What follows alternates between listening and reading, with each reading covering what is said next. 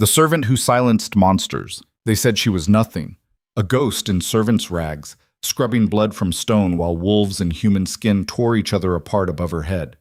But when Leora Vance hummed in the darkness of Blackridge Keep, warriors twice her size stopped mid-kill, their rage draining like water through cracked hands.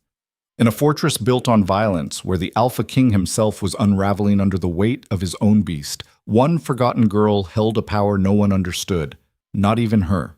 And the moment they discovered it, everything would burn. Stay until the end to see how she rises. Like this video and comment what city you're watching from. The stones of Blackridge Keep never stopped bleeding. Leora Vance had scrubbed them for 3 years, long enough to know that no amount of lye or salt would ever pull the iron stink from the cracks. The blood soaked too deep. It lived in the mortar now, in the foundation itself, a permanent record of what happened when you built a kingdom on wolf blood and war. She knelt in the east corridor, hands raw and cracked, working a brush against flagstones that had been stained rust-brown since before she arrived. Her knees ached, her back screamed. The bucket beside her sloshed with water gone pink an hour ago. Above her, boots thundered, voices roared, guttural, inhuman. Something shattered. Someone screamed. Leora didn't look up. She'd learned that in the first week. You didn't look. You didn't listen. You became stone yourself, silent and still, until the violence passed over you like a storm. Move, runt. The boot caught her ribs before she could shift. Not hard enough to break anything, they knew better than to damage the servants permanently, but enough to knock her sideways into the bucket. Pink water slopped across the floor. Leora gasped, vision sparking white, but she didn't cry out. Crying out was dangerous. The warrior, Garrick, she thought, though they all looked the same in their leather and fury, stepped over her without a second glance. His hands were bloody to the elbows. He left red prints on the wall as he passed. She waited until his footsteps faded. Then she sat up, dripping, and started over. The east corridor led to the training yards, which meant it saw the worst of the traffic. Warriors came through here straight from the sparring pits, still half-shifted, still riding the high of violence. They tracked mud and blood, and gods knew what else across stones Leora had just cleaned. They shoved past her, knocked her down, stepped on her hands. She was furniture to them. Less than furniture. At least furniture didn't bleed. Leora. The voice came from behind, low, female, careful. Leora glanced back.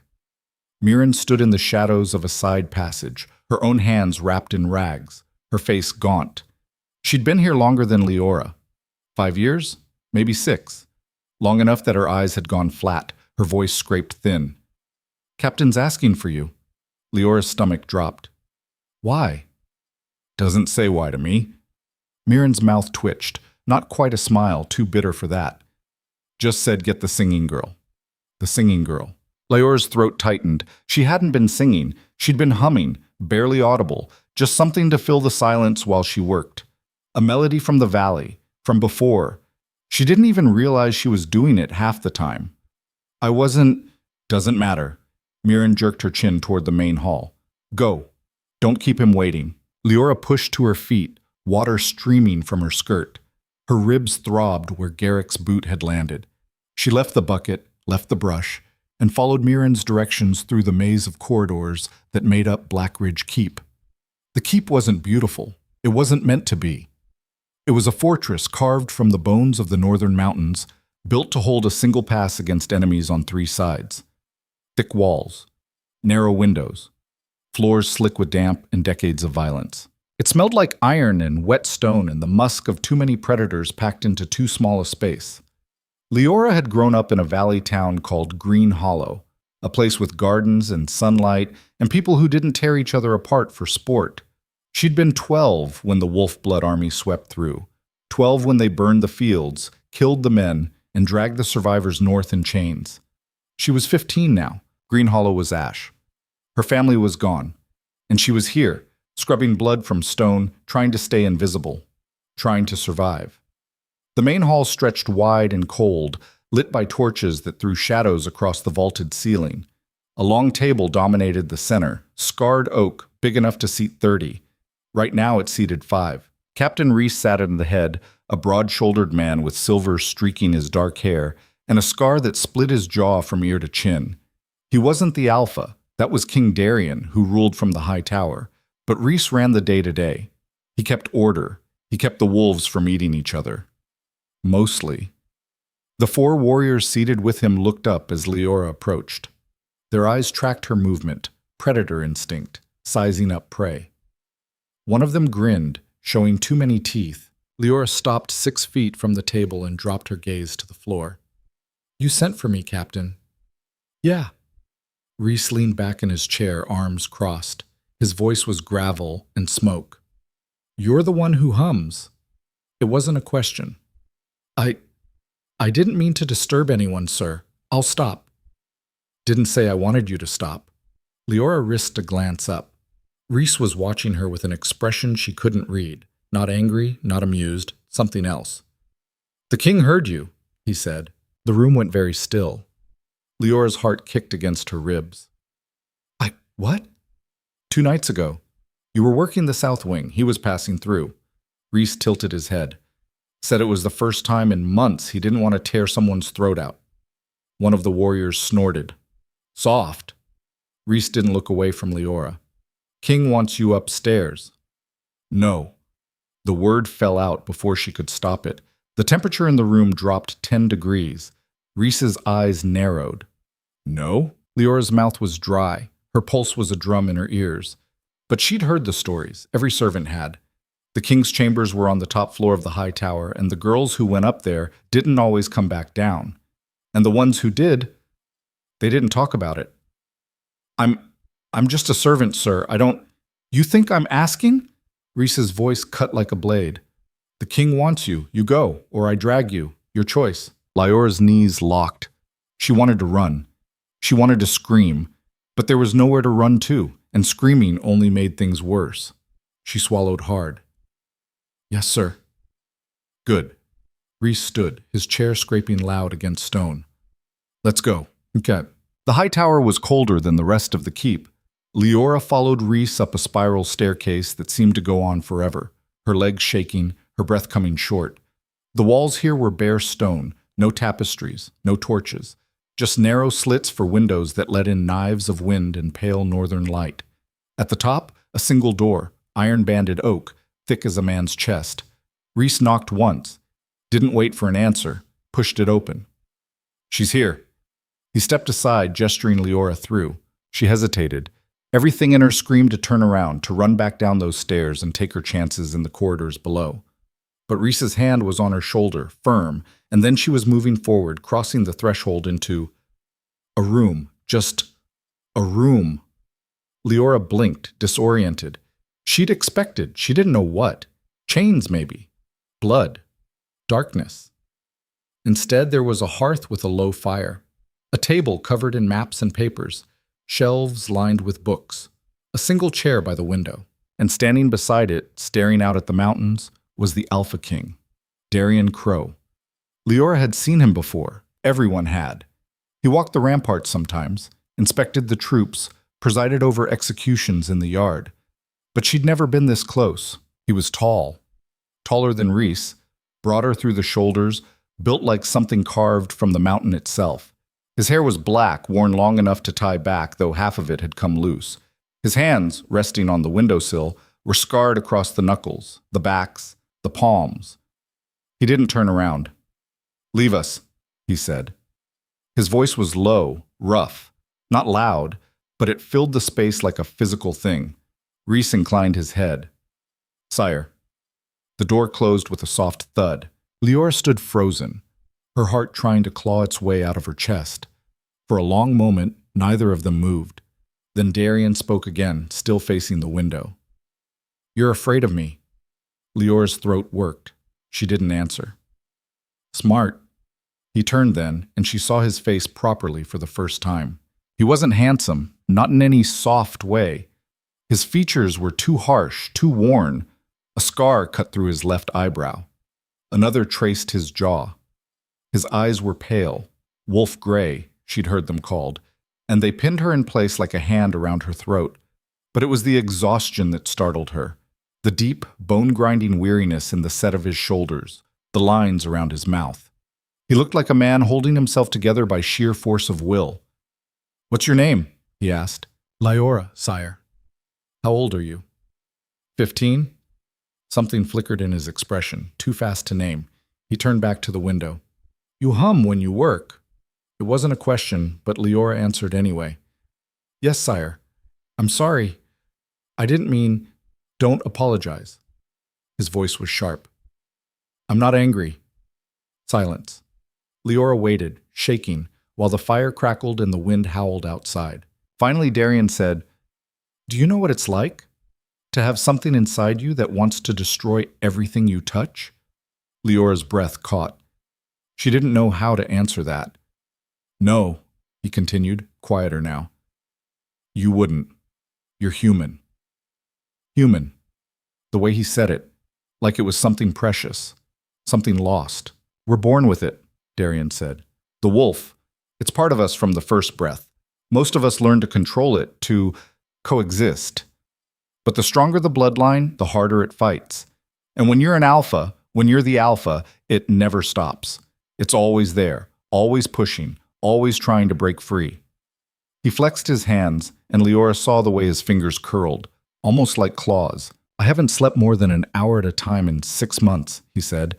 Every time I close my eyes, it's there, clawing at the edges. And when I wake up, he trailed off, shaking his head. I've killed 3 men in my sleep this year. Good men. Warriors I trusted. Lyora's stomach turned. The council wants me to step down, Darian continued. They think I'm losing control. They're probably right. He turned to face her again, and his eyes were hollow. But then I heard you, 2 nights ago. I was walking past the south wing, and you were humming some little tune, I don't even know what. And for the first time in half a year, the wolf went quiet. Lyora stared at him. I don't understand what you did, Darian said. I don't know if you even know, but I need... He stopped, jaw working. I need it to stop, just for a little while, just long enough to think. He looked at her, and for a moment he wasn't a king. He was just a man on the edge of breaking. Will you do it again? He asked. Lyora's voice came out barely a whisper. I don't know how. Just hum, like you did before. Lyora swallowed. I didn't even realize I was doing it. Then don't think about it. Darian moved to the chair by the fire and sat down heavily, like his bones ached. Just do whatever you were doing, please, please. An alpha king begging a servant girl. Lyora didn't know what to do, didn't know what was happening, but the look in his eyes, the desperation there, was something she recognized. She'd seen it in the mirror often enough. So she took a breath, steadied herself, and started to hum. The melody came without thinking, something her mother used to sing back in Green Hollow. A lullaby, maybe, or a harvest song. Lyora didn't remember the words anymore, just the shape of the tune, the rise and fall of it. She hummed softly, barely audible over the crackling fire, and watched as the Alpha King's shoulders slowly began to unwind. His eyes closed, his breathing deepened, the tension in his jaw eased. For the first time since she'd entered the room, he looked like he might actually be at peace. Lyora kept humming. She didn't know how long she stood there, 10 minutes, 20, an hour. Time folded strange in the firelight, but eventually Darian's breathing evened out into something that might have been sleep. Lyora let the melody fade, watched him for a moment longer. This man who held a kingdom together through sheer brutality, now slumped in a chair like a child finally granted rest. Then quietly, she turned toward the door. Don't. His voice stopped her cold. Darian's eyes were still closed, but his hand had moved to the arm of the chair, gripping it white-knuckled. Stay, he said. Just a little longer. Lyora hesitated. Then she nodded, even though he couldn't see it, and started humming again.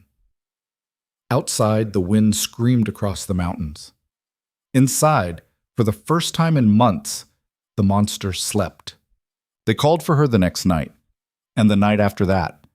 By the end of the week, it had become routine. Lyora would finish her work in the lower halls, and Reese would appear, silent and gruff, to escort her up the spiral stairs. She'd enter the king's chambers, hum until he fell asleep, and then slip back down to the servants' quarters before dawn. The other servants noticed. Of course they noticed. Where do you go at night? Mirren asked one morning, her voice carefully neutral as they hauled water from the well. The king's chambers, Leora said, because there was no point lying.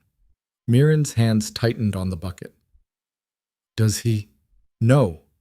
Leora cut her off. Nothing like that. He asks me to hum. That's all. Mirren stared at her like she'd grown a second head. I know how it sounds. Do you? Mirren set the bucket down with a thud. Leora, listen to me. The king doesn't summon servants for humming. Whatever's happening up there, I'm telling you the truth. Leora met her eyes. That's all it is. I hum, he sleeps, I leave. That's it. Mirren didn't look convinced, but she didn't push, just picked up her bucket and walked away, shaking her head. The warriors noticed too. Leora felt their eyes on her now when she moved through the halls, tracking her, weighing her. Whispers followed in her wake. That's the one. The singing girl. What's she got that we don't? Some of them were curious, some were jealous, and some, like Garrick, the one who'd kicked her that first day, were openly hostile. Think you're special now? He sneered one afternoon, cornering her in a narrow passage. Think the king's gonna protect you? Leora pressed herself against the wall, pulse hammering. I'm just doing what I'm told. Yeah? Garrick leaned in close, and she could smell the blood on him, the violence. Well, here's what I'm telling you. You're still nothing. You're still a servant, and the second the king gets bored, you're mine. He shoved past her hard enough to slam her into stone, and stalked off laughing. Leora stood there shaking until her legs remembered how to move. It was Reese who explained it to her. 3 weeks in, he stopped her on the stairs one night and said, You know why he needs you, don't you? Leora shook her head. Reese sighed, scrubbing a hand over his scarred face. The wolf blood. It's not just strength, it's rage, primal, endless rage. Most of us learn to channel it, control it. But the king, he trailed off, choosing his words carefully. He's the strongest of us, which means his wolf is the strongest too. And it's been trying to break free for years. Why now? Leora asked. Why is it worse now? War, Reese said simply. We've been fighting for 5 years straight. The southern kingdoms, the eastern clans, the mercenary bands out of the Blackwood. Every battle, every kill, it feeds the wolf. And the king's been at the front of all of it. He looked at her, and his expression was grim. He's killing himself to keep this kingdom alive, Reese said. And if he breaks, if the wolf takes over completely, he'll tear through this keep like a wildfire. He'll kill everyone. You, me, every warrior and servant and child in these walls. He won't mean to. He won't even remember it, but it'll happen. Leora's blood ran cold. Then why keep him in power? Reese's mouth twisted. Because the alternative is worse. The nobles are circling like vultures, waiting for him to fall so they can carve up the kingdom between them. And the second they do, our enemies will pour through the pass and slaughter everyone north of the Ironwood. He stepped closer, and his voice dropped. So yeah, he said, whatever you're doing, whatever magic or gift or God's damned miracle you've got, you keep doing it because you're the only thing keeping him sane. And he's the only thing keeping us alive. The weight of it settled on Leora's shoulders like stone. I'm just humming, she whispered. I don't care if you're dancing naked and singing bawdy songs, Reese said flatly. It's working, so don't stop. He turned and continued up the stairs, leaving Leora alone in the cold. That night, when she entered the king's chambers, Darian was standing by the window again, his usual spot. But this time, he was bleeding. Fresh cuts across his knuckles, his forearms, like he'd been fighting, or like he'd been clawing at himself. Sire, don't. His voice was raw. Just do what you do. Leora crossed to him slowly, like approaching a wounded animal. Up close, she could see the tremor in his hands, the way his jaw was locked tight. Did something happen? She asked quietly. Execution, he said. A deserter. I had to make an example. He turned his hands over, staring at the blood drying on his palms. I didn't mean to make it last as long as it did, he said. But the wolf, it wanted more. It always wants more. Leora didn't know what to say to that, so she started humming instead. The melody wrapped around them both, soft and low, filling the space between heartbeats. Darian closed his eyes. His breathing slowed. My mother used to sing, he said suddenly. Before she died. I was 6. I don't remember the songs anymore, just the feeling of them. Safe. Warm. Leora kept humming. I haven't felt safe in 20 years, Darian continued, his voice barely audible. Isn't that pathetic? A king afraid of his own shadow. You're not afraid of your shadow, Leora said, pausing the melody. You're afraid of the monster inside you. That's different. He opened his eyes, looking at her with something like surprise. You're not what I expected, he said. What did you expect? Someone who'd cower. Someone who'd lie to make me feel better. His mouth twisted. Everyone else does. I'm too tired to lie, Leora said honestly. And I've been cowering for 3 years. It doesn't help. Darian huffed, almost a laugh.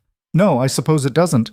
He moved to the chair and Leora resumed humming, the melody weaving through the firelight and shadow. And for a little while, the war outside and the monsters within both went quiet. It couldn't last. Leora knew that, even if she didn't want to admit it. This fragile peace, these stolen hours, they were borrowed time. Sooner or later, something would shatter it. She just didn't expect it to happen so soon. It was a month in when she overheard the conversation. She was cleaning the great hall, late, after the warriors had finished their evening meal and stumbled off to the barracks or the brothels in the lower city.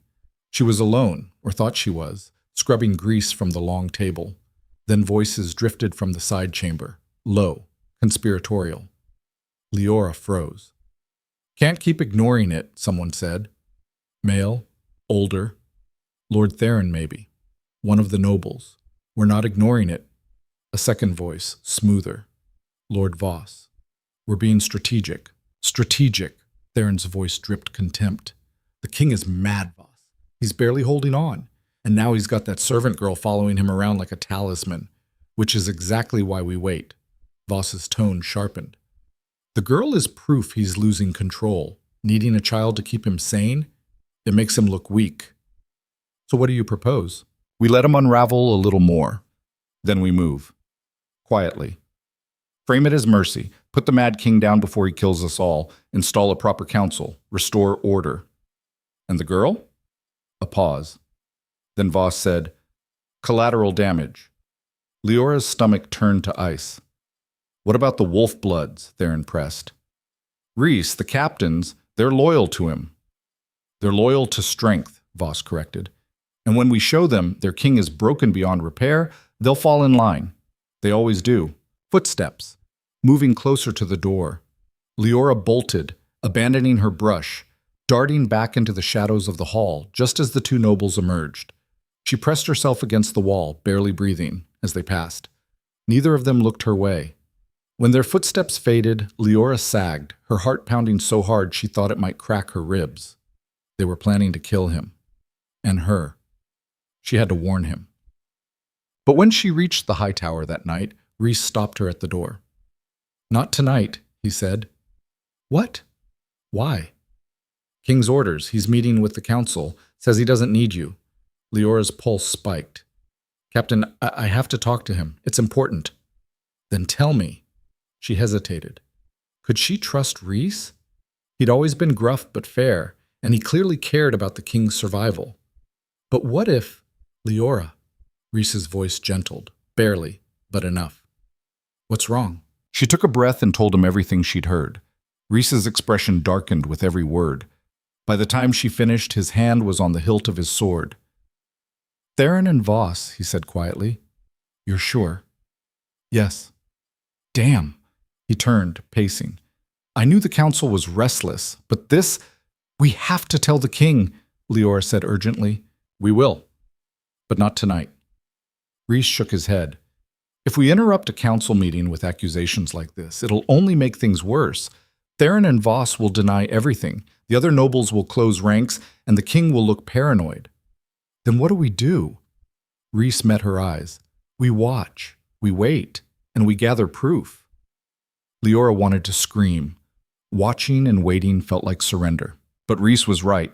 Without proof, it was just the word of a servant against two of the most powerful nobles in the kingdom. Fine, she said, but we don't have much time. I know. Reese's jaw tightened. I'll keep eyes on them. You, stay close to the king. If they make a move, he'll need you. Leora nodded, though dread coiled in her gut. As she turned to leave, Reese called after her. Leora. She looked back. Whatever happens, he said, don't let them make you small again. You're more than they think. Remember that. She didn't know how to answer, so she just nodded and disappeared down the stairs, back into the cold and the dark. Above her in the high tower, the Alpha King met with men who wanted him dead. And below, in the shadows, a forgotten girl began to realize that survival wasn't enough anymore. If she wanted to live, if she wanted him to live, she'd have to fight, even if it meant stepping into the light, even if it meant burning. 3 days passed like holding your breath underwater. Leora scrubbed floors and hauled water and tried to act like nothing had changed, but her skin felt too tight. Her nerves scraped raw. Every footstep behind her might be an assassin. Every whispered conversation might be the conspiracy tightening its noose. She watched Theron and Voss during meals, the way they sat too close together, heads bent in conversation, the way other nobles drifted toward them like iron to a lodestone. Lord Herrick, Lady Senna, even young Lord Petran, who'd always seemed harmless. How many of them were in on it? Reese had men watching, he'd told her, discreet, loyal. But every time Leora caught sight of the captain, his expression was grimmer than before. They were running out of time, and they both knew it. The king didn't call for her those 3 nights. Leora told herself it was fine. He had council meetings, strategy sessions, a kingdom to hold together. But by the 4th night, when Reese finally appeared at her door and jerked his head toward the stairs, the relief that flooded through her was almost painful. She followed him up in silence. He didn't speak until they reached the top. He's bad tonight, Reese said quietly. Worse than I've seen him in weeks. What happened? Border skirmish, lost 15 men. Reese's jaw worked. He had to tell their families himself, and then Theron, that bastard, suggested in front of the whole council that maybe the king's judgment was compromised. Leora's stomach dropped. What did the king say? Nothing. Just stared at him until Theron shut up. Reese glanced at her. But I could see it. The wolf was right there, just under the surface. Another few seconds and he would have ripped Theron's throat out in the middle of the hall. Maybe he should have, Leora muttered. Reese almost smiled. You're starting to sound like one of us. Then his expression sobered. Go, he needs you. Leora pushed open the door. The room was dark. The fire had burned down to embers, and the candles were guttering. For a moment she thought he wasn't there. Then she saw him. Darian stood in the far corner, facing the wall, his shoulders hunched and trembling. One hand was pressed flat against the stone. The other was clenched at his side, knuckles white. Blood dripped from his fingers. Sire, don't come closer. His voice was barely human, ground glass and gravel. Not yet. Leora froze. She'd seen him tired before, haunted. But this was different. This was a man barely holding himself inside his own skin. I can leave, she said carefully. If you need, no. The word cracked. Stay. Just stay where you are and sing. Not hum, sing. Leora's throat tightened. She'd never sung for him before, never sung for anyone, not since Green Hollow. Humming was easy, anonymous. Singing meant words, meant emotion, meant offering up something raw. But he was shaking so hard she could see it from across the room, so she opened her mouth and let the melody out. Sleep now, the night is cold. The stars keep watch. The dark grows old. Dream soft. Let worry fade. The dawn will come. Don't be afraid. Her mother's lullaby. She hadn't realized she still remembered the words. Darian's shoulders hitched. His breathing was ragged, too fast. Leora kept singing, pouring every ounce of calm she could summon into the words.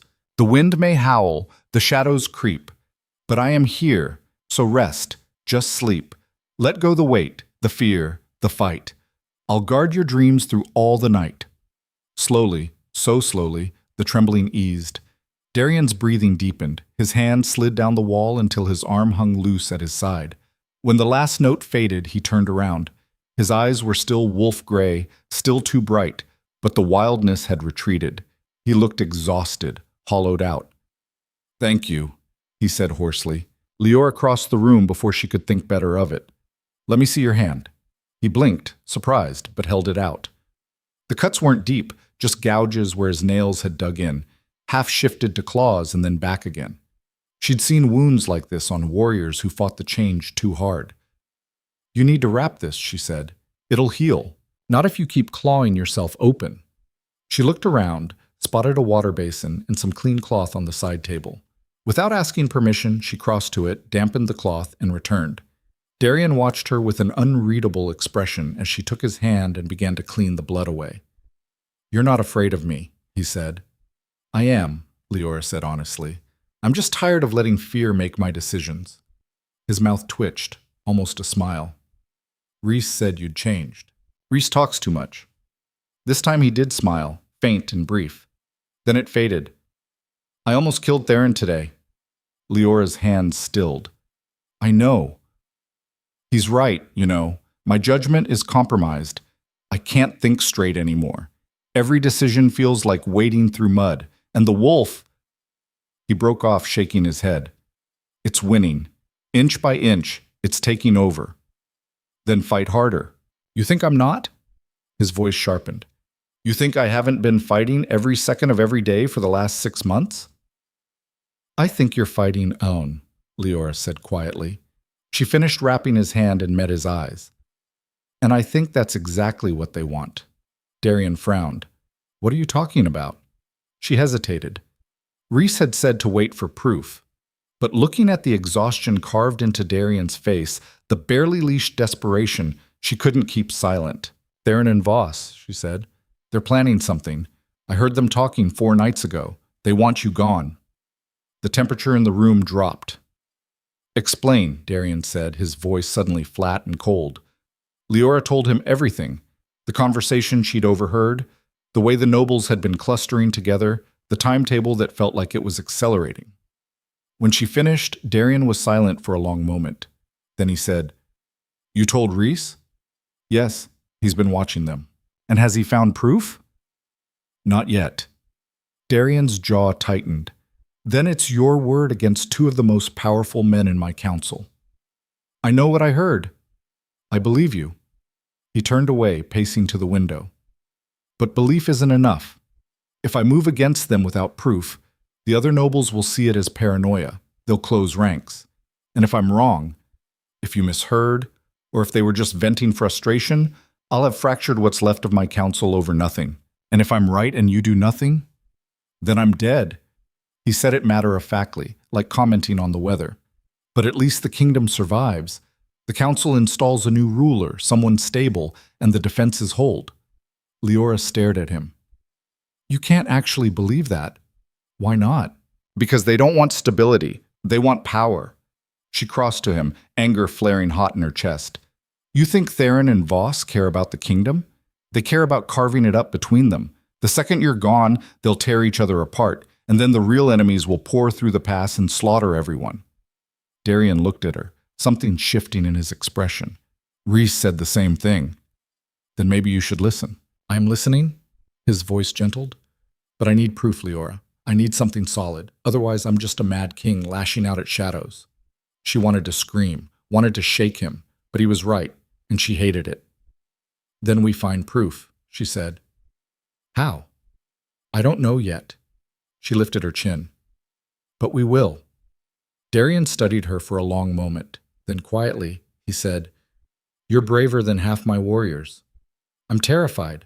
I know. That's what makes it brave. Before Leora could respond, a knock sounded at the door. Sharp, urgent. Darian's hand went to the knife at his belt. Enter. Rhys stepped in, his face grim. We have a problem. The problem, it turned out, was in the kitchens.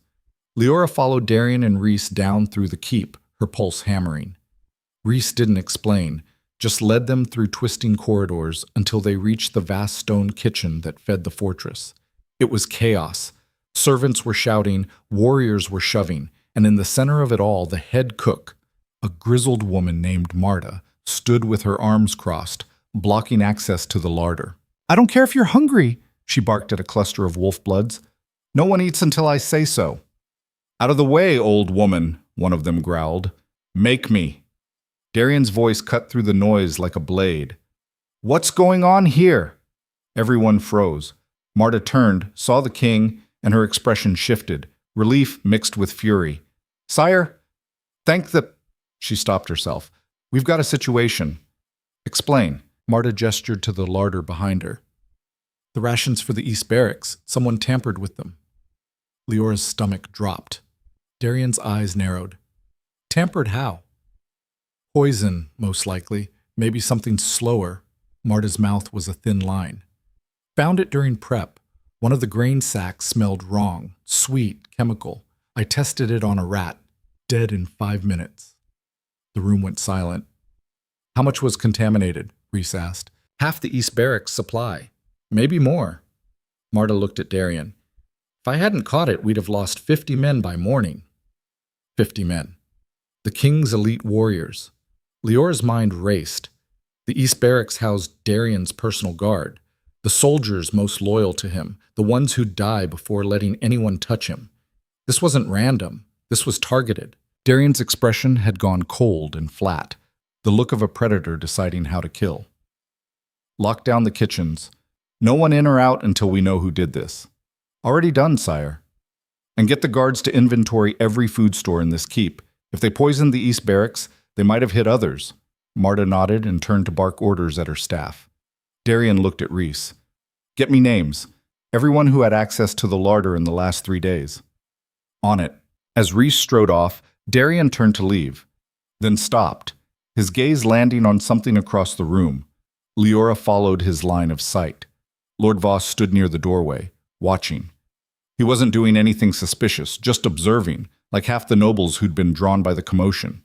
But the look on his face, satisfaction, quickly masked, made Leora's blood run cold. Darian saw it too. His hand tightened on the hilt of his knife. For a moment, Leora thought he was going to cross the room and gut Voss right there. Then he turned and walked away, his footsteps echoing on stone. Leora hurried after him. Okay. They didn't speak until they were back in the high tower, the door barred behind them. Darian stood in the center of the room, breathing hard, his whole body vibrating with barely contained rage. It was them, he said. We don't know that for sure. It was them. His voice was a snarl. Poison the East Barracks, kill my personal guard, leave me vulnerable, then move in and finish the job. It's exactly what Voss would do. Then arrest him, interrogate him. On what grounds? Being in the kitchen? Darian laughed, bitter and sharp. He'll say he was checking on the commotion like everyone else, and without proof, we'll find proof. Will we? He turned on her, and for the first time since she'd met him, she saw real despair in his eyes. Or will they just keep coming, keep picking away, until there's nothing left to defend? You can't give up. I'm not giving up. I'm being realistic. He dragged a hand through his hair. I'm one man, Leora. One very tired man with a monster trying to claw its way out of his skull, and there are a dozen nobles with money and soldiers and time. The math doesn't work. Then change the math. How? Leora didn't have an answer. Not yet. But watching him unravel, watching the strongest person she'd ever met buckle under the weight of betrayal and exhaustion, something hot and furious ignited in her chest. She'd spent 3 years being small, being invisible, letting the world grind her down because she thought that was the only way to survive. But survival wasn't enough anymore. We find who poisoned the food, she said. We prove it was Voss or Theron, and then we make them pay. Darian stared at her. You sound like a wolf blood. Maybe I'm learning, he huffed, almost a laugh. Then his expression sobered.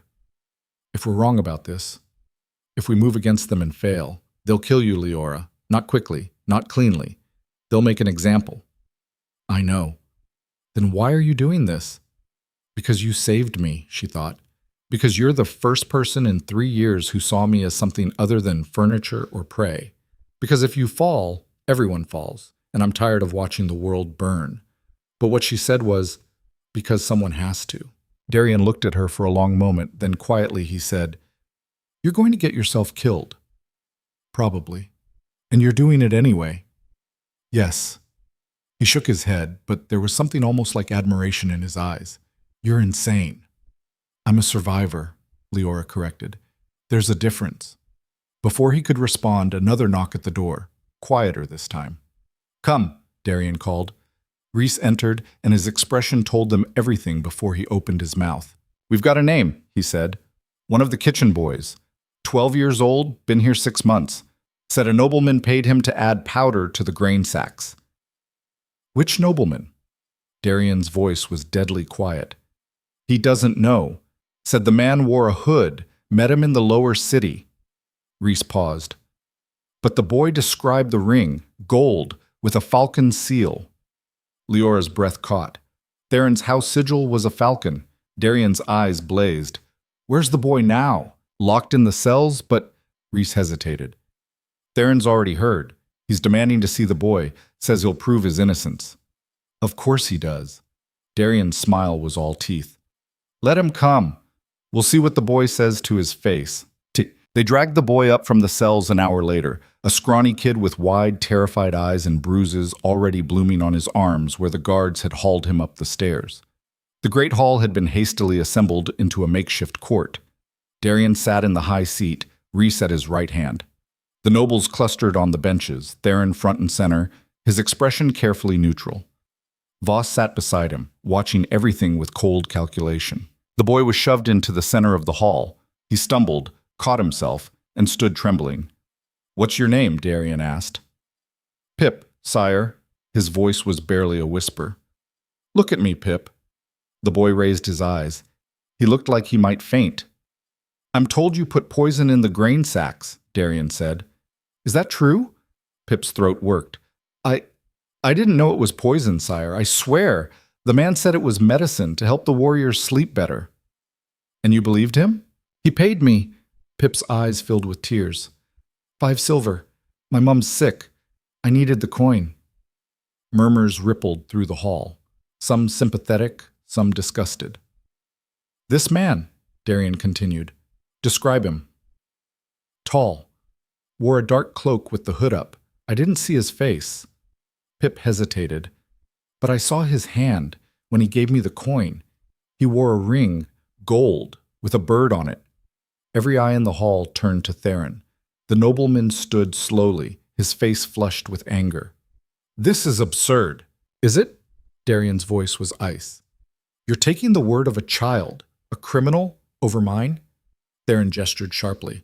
Half the nobles in this hall wear signet rings. A falcon is hardly unique. This is a setup, and a poor one at that. Then explain why the poison targeted my personal guard. I can't explain the actions of traitors and fools, Theron's voice rose. But I will not stand here and be accused based on the fantasies of a terrified boy who's clearly been coached. Coached by whom? Reese interjected. The king? Or maybe you're suggesting I coerced him. I'm suggesting, Theron said coldly, that someone very clever is trying to turn us against each other. And you're all playing right into it.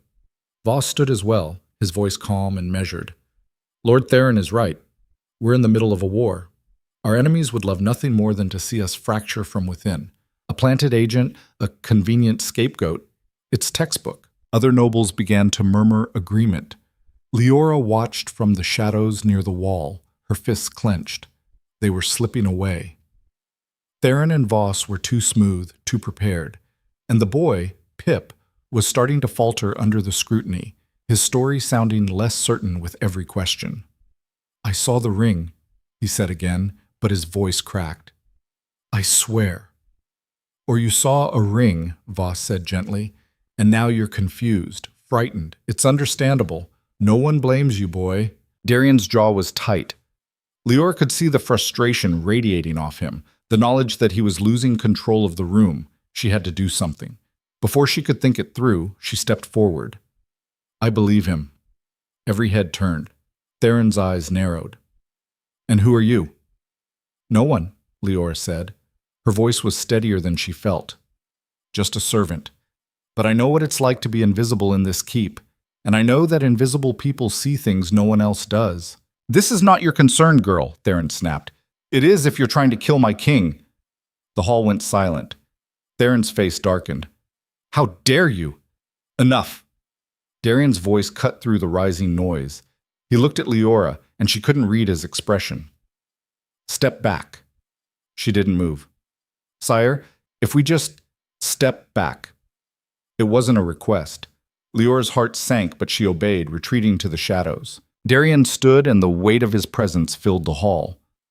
Lord Theron, Lord Voss, you make compelling points. Without concrete evidence, I cannot in good conscience accuse you of treason. Theron's shoulders relaxed slightly. However, Darian continued, his voice hardening, the fact remains that someone poisoned my food stores. Someone with access and means. So until we find the real culprit, I'm placing the entire noble quarter under watch. No one leaves the keep, no private meetings, no unsupervised access to supplies or armories.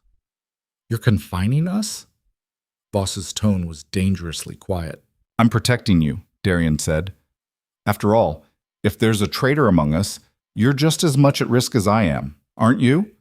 The two men stared at him, and Leora could see the calculation behind their eyes. They couldn't refuse without looking guilty.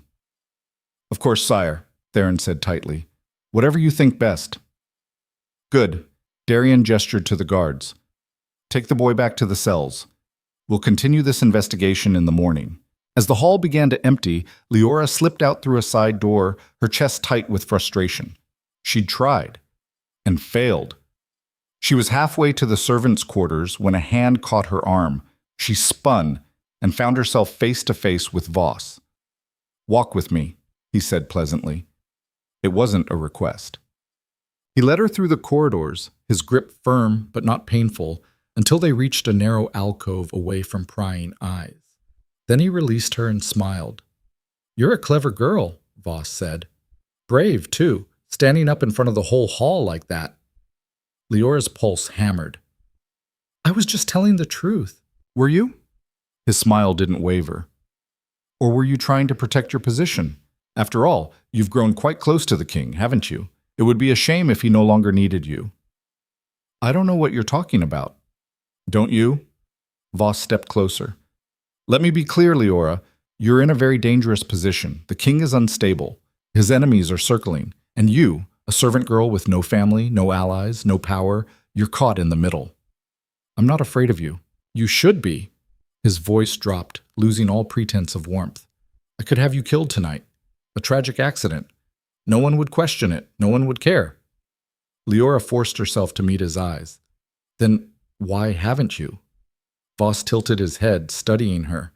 Because I'm giving you a chance. Walk away. Stop meddling. Disappear back into the shadows where you belong. Do that, and you get to live. And if I don't? Then you burn with him. He said it so casually, like discussing the weather. Leora's hands were shaking, but she kept her voice level. I'm not going anywhere. Voss sighed, almost disappointed. Pity. I actually liked you. He turned to leave, then paused. One more thing. That boy, Pip. He won't make it through the night, just so you know. Horror washed over her. You can't. I can, and I will. Voss glanced back, and his smile was sharp as a knife. Loose ends, dear girl. We can't have them. Then he was gone, his footsteps echoing down the hall. Leora stood frozen, her mind racing. Pip was going to die. They were going to kill him to silence him, and without his testimony, there was no proof, no case, nothing. She had to warn someone. Rhys, the king, anyone. She turned and ran. What? She found Rhys in his barracks, coordinating the new guard rotations. He took one look at her face and pulled her aside. What happened? Leora told him, the words tumbling out in a rush. By the time she finished, Rhys's expression was murderous. That bastard threatened you? That doesn't matter. Rhys, the boy, I'll get him moved. Put him under my personal watch. Rhys was already moving, barking orders to nearby guards. Within minutes, a detachment was dispatched to the cells. They returned 10 minutes later, empty-handed. He's gone, sir, the lead guard reported. Cells open, no sign of him. Rhys's face went white. Search the keep, now. But Leora already knew. They weren't going to find Pip alive. And when dawn broke and a servant discovered the small body in the lower cistern, drowned, they'd say, an accident, no one would question it, no one except her. She stood in the corridor, shaking with rage and grief and a horrible bone-deep certainty. Voss had won this round, But the game wasn't over. Not yet. Not yet. The words echoed in Leora's head as she walked back to the servants' quarters, her legs moving on autopilot while her mind raced. Around her, the keep was settling into its uneasy night routine. Warriors heading to the barracks, servants finishing their tasks, torches guttering low in their brackets. Everything looked normal. Everything was a lie. She didn't sleep. Couldn't. She lay on her thin pallet in the corner of the communal room, listening to the other servants snore and shift, while her thoughts spun in tighter and tighter circles. Pip was dead. The proof was gone, and Voss had made it clear she was next if she didn't back down. The smart thing would be to disappear. Keep her head down, scrub her floors, survive. But every time she closed her eyes, she saw Pip's terrified face in that hall, heard his voice crack as he tried to tell the truth. He'd been 12 years old, and they'd killed him like he was nothing. When dawn broke gray and cold through the narrow window, Leora was already awake. She rose, splashed her face with icy water from the basin, and made a decision. If they wanted her silent, she'd be anything but. She found Miren in the kitchens, kneading dough with methodical violence. "I need your help," Leora said quietly. Miren didn't look up. "No. You haven't heard what I'm asking yet." "Don't need to." Miren's hands worked the dough harder. "I heard about the boy. I heard about you standing up in the hall. And I'm telling you now, whatever you're planning, I want no part of it." "Miren!" "No." Miren finally looked at her, and her eyes were flat and hard. "I've survived here for 6 years by keeping my head down and my mouth shut. I'm not throwing that away for some doomed crusade. They murdered a child. They murder people every day. That's what this place is." Miren's voice dropped. "I'm sorry about the boy. I am. But you can't save everyone, Leora. You can barely save yourself. I'm not trying to save everyone. I'm trying to stop them from killing the one person keeping this kingdom from collapsing." "The king?" Miren laughed, bitter. "The king's already dead. He just doesn't know it yet. And when he falls, they'll come for everyone who stood too close, including you." Leora wanted to argue, wanted to shake her, but looking at Miren's face, the resignation etched into every line, she realized this was already a lost battle. "Fine," Leora said. "Don't help. But don't get in my way either." She turned and left before Miren could respond. The morning council meeting was tense.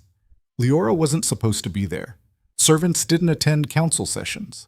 But Rhys had positioned her in a side alcove where she could hear everything without being seen. "We need to talk about security," Rhys was saying. His voice was controlled, but Leora could hear the anger simmering underneath. "The poisoning attempt yesterday was coordinated, professional, which means we have a serious threat inside these walls." Or, Theron interjected smoothly, "it was a desperate act by a desperate child who got in over his head. A tragedy, certainly, but hardly evidence of some grand conspiracy." "The boy drowned last night," Darian said. His voice was flat, emotionless. "Convenient timing." "Accidents happen, sire." Voss spread his hands. "The cells are old. The cistern is poorly maintained. It's tragic, but—" "Stop!" Darian's hand slammed down on the table, making everyone jump. "Stop acting like I'm an idiot. The boy had information. Now he's dead. And you two—" He pointed at Theron and Voss. "You both benefit." Theron's face went red. "This is outrageous. You're accusing us of murder based on nothing but paranoia. I'm accusing you of treason." Darian stood, and the wolf was there in his eyes, golden and furious. "And if I find proof, when I find proof, I will personally tear your throats out." The room went deathly silent. Then Voss spoke, his voice carefully measured. "Sire, with respect, threats like that only prove what we've been saying. You're not well. The stress of command has— Get out! Darian, get out!" The words came out half growl, inhuman. "All of you, now!" The nobles scrambled for the door. Theron shot one last venomous look back before disappearing into the corridor. Only Rhys remained. For a long moment, neither man spoke. Then Darian sagged into his chair, head in his hands. "I'm losing it, Rhys, right here in front of everyone. They can see it." "You're exhausted. There's a difference." "Is there?" Darian looked up, and the desperation in his eyes was raw. I almost shifted in there, in the middle of a council meeting. Another few seconds and I would have killed them both. Maybe you should have. And proved them right. Darian laughed, hollow. No. We need proof first. Real, undeniable proof. Otherwise, I'm just a mad king slaughtering his own nobles.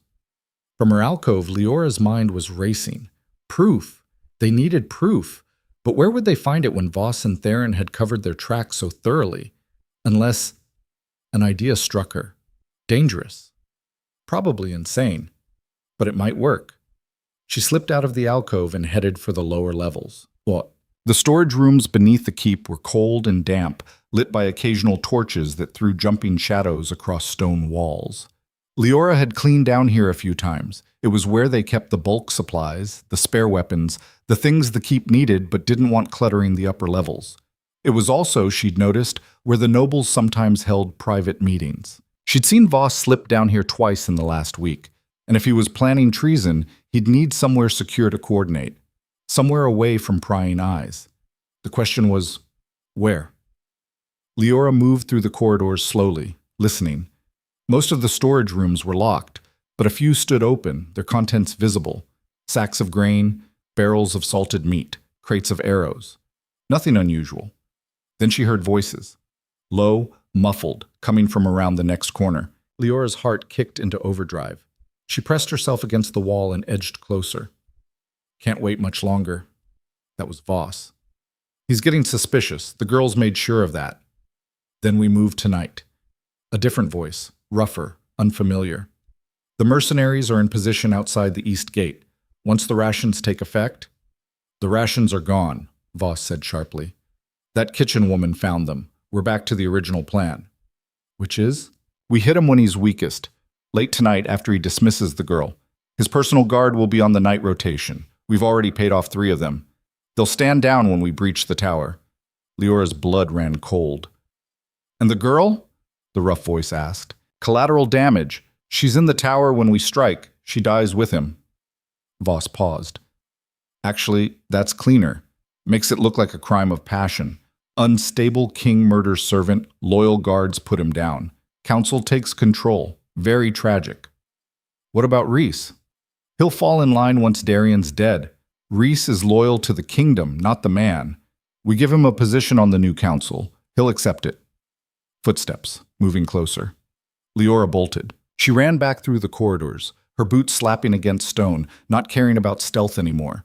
She had to get to Darian, had to warn him. Behind her she heard shouts. They'd spotted her.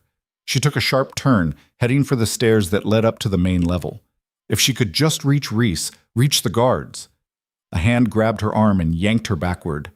Leora screamed. She was slammed against the wall hard enough to knock the air from her lungs. When her vision cleared, Garrick was looming over her, grinning. Well, well, he said. The king's little pet, sneaking around where she doesn't belong. Let go of me. He backhanded her across the face. Pain exploded through her skull. She tasted blood. I told you, Garrick said conversationally, pinning her against the wall with one massive hand. Told you that you were still nothing. Told you the king wouldn't protect you forever. Leora tried to scream again, but his other hand clamped over her mouth. Lord Voss wants you quiet, Garrick continued. Says you've been causing problems, but me? I think we should have a little fun first. Terror spiked through her. She thrashed, trying to break free, but he was twice her size and wolf blood strong. Then a voice cut through the corridor like a whip. Get your hands off her! Garrick's head snapped around. Darian stood at the end of the corridor, and he wasn't bothering to hide the wolf anymore. His eyes were pure gold, inhuman. His hands had shifted, claws extending from his fingertips. Sire, Garrick started. I said, get your hands off her. Garrick released Leora and stepped back, hands raised. She was trespassing. I was bringing her back. You were hurting her. Darian's voice was barely recognizable. I can smell her blood from here. It was an accident. Darian moved. 1 second he was at the end of the corridor. The next, he had Garrick by the throat, lifted off his feet, slammed against the wall hard enough to crack stone. You think I'm blind? Darian snarled. You think I don't know who's been taking Voss's coin? You think I don't see the rot spreading through my own keep? Garrick's face was turning purple. Please, can't breathe. Good. Leora pushed herself upright, her head spinning. Darian, wait. He didn't seem to hear her. His claws were digging into Garrick's throat, drawing blood. The wolf was in full control now, and it wanted to kill. Darian! Leora grabbed his arm. Stop! I need him alive! That got through. Darian's head turned toward her, and for a moment she thought he didn't recognize her. Then slowly, the gold in his eyes faded back to gray. He dropped Garrick. The warrior collapsed, gasping and coughing. Talk, Darian said. Leora knelt beside Garrick, ignoring the throbbing in her face. Where's Voss meeting the mercenaries? Garrick spat blood. Go to hell. Wrong answer. Darian's claws extended again. Wait! Garrick held up his hands. The East Gate, midnight. That's all I know, I swear. How many? 20 mercenaries, maybe more. Garrick was shaking now. They're supposed to breach the gate when the guard changes. We, the ones he paid, we're supposed to stand down, let them through. Who else is paid off? Darian demanded. I don't know all of them. 4 or 5 from the East Guard, couple from the Tower Watch. Garrick's voice cracked. Please, sire, I was just following orders. You were committing treason. Darian looked at Rhys, who'd appeared at the end of the corridor with a contingent of guards. Lock him up, and round up everyone on the East Guard and Tower Watch. I want them in cells within the hour. On it. Rhys gestured, and guards moved forward to haul Garrick away. Darian turned to Leora.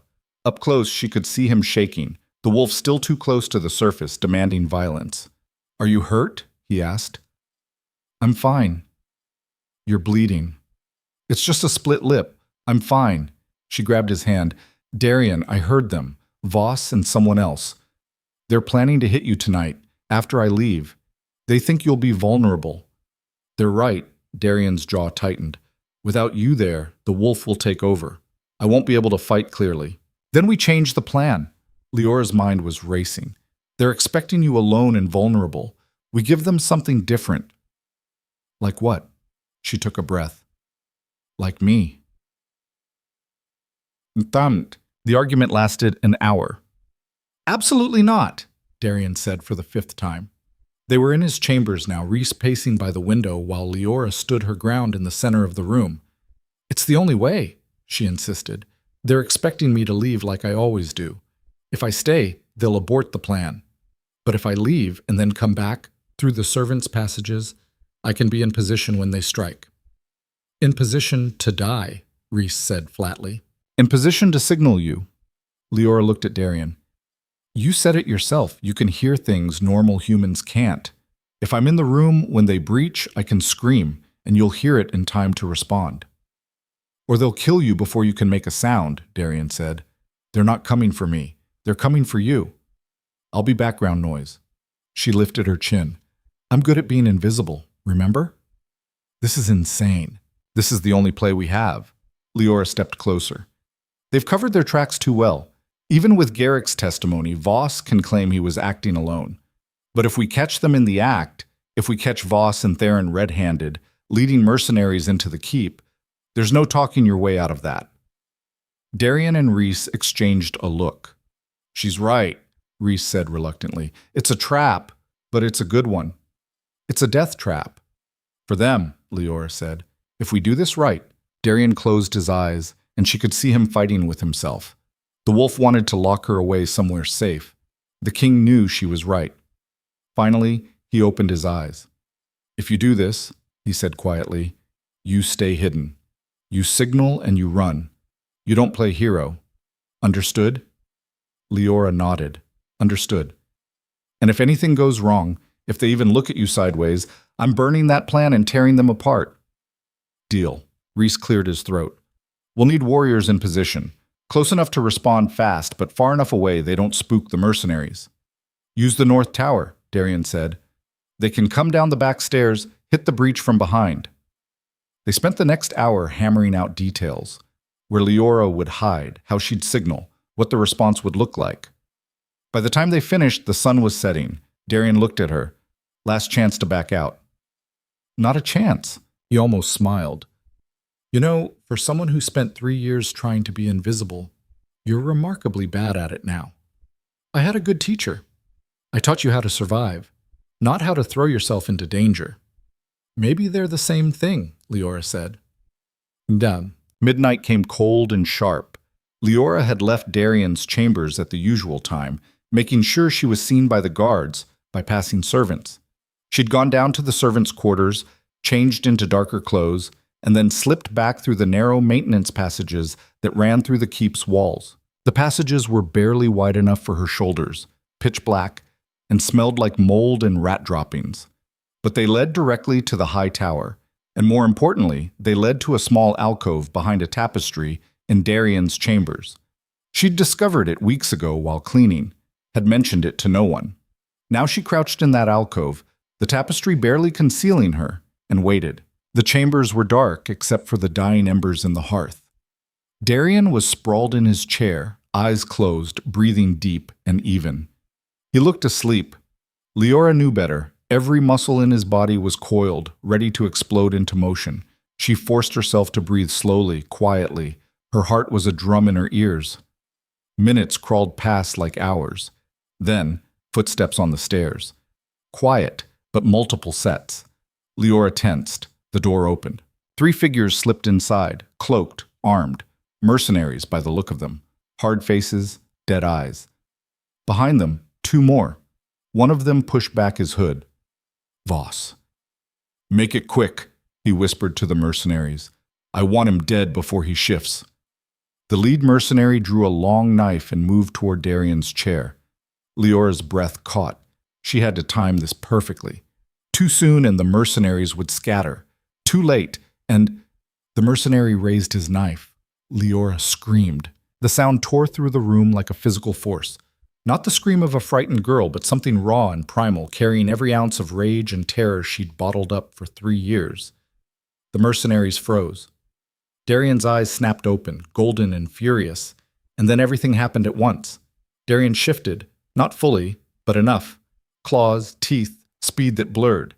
He came out of that chair like a bolt of lightning and tore through the first mercenary before the man could even turn. Blood sprayed. The second mercenary lunged with his knife.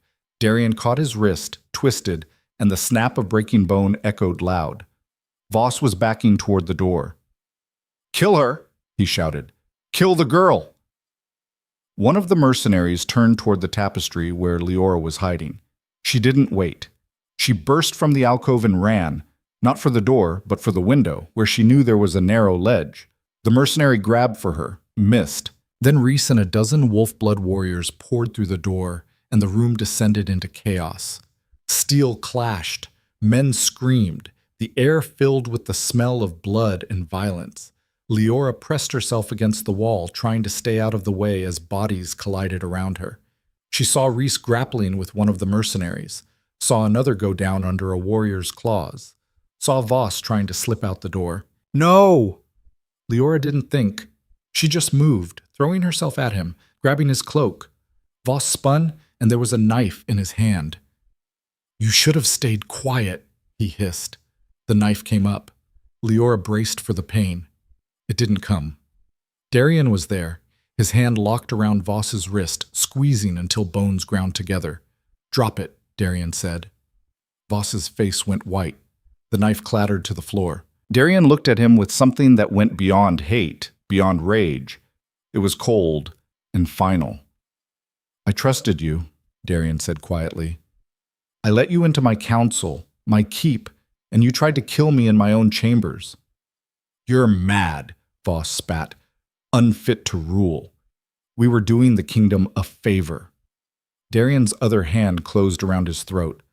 "Where's Theron?" "I can't. Where is Theron?" Reese stepped forward. "East Gate, sire. He's leading the main force.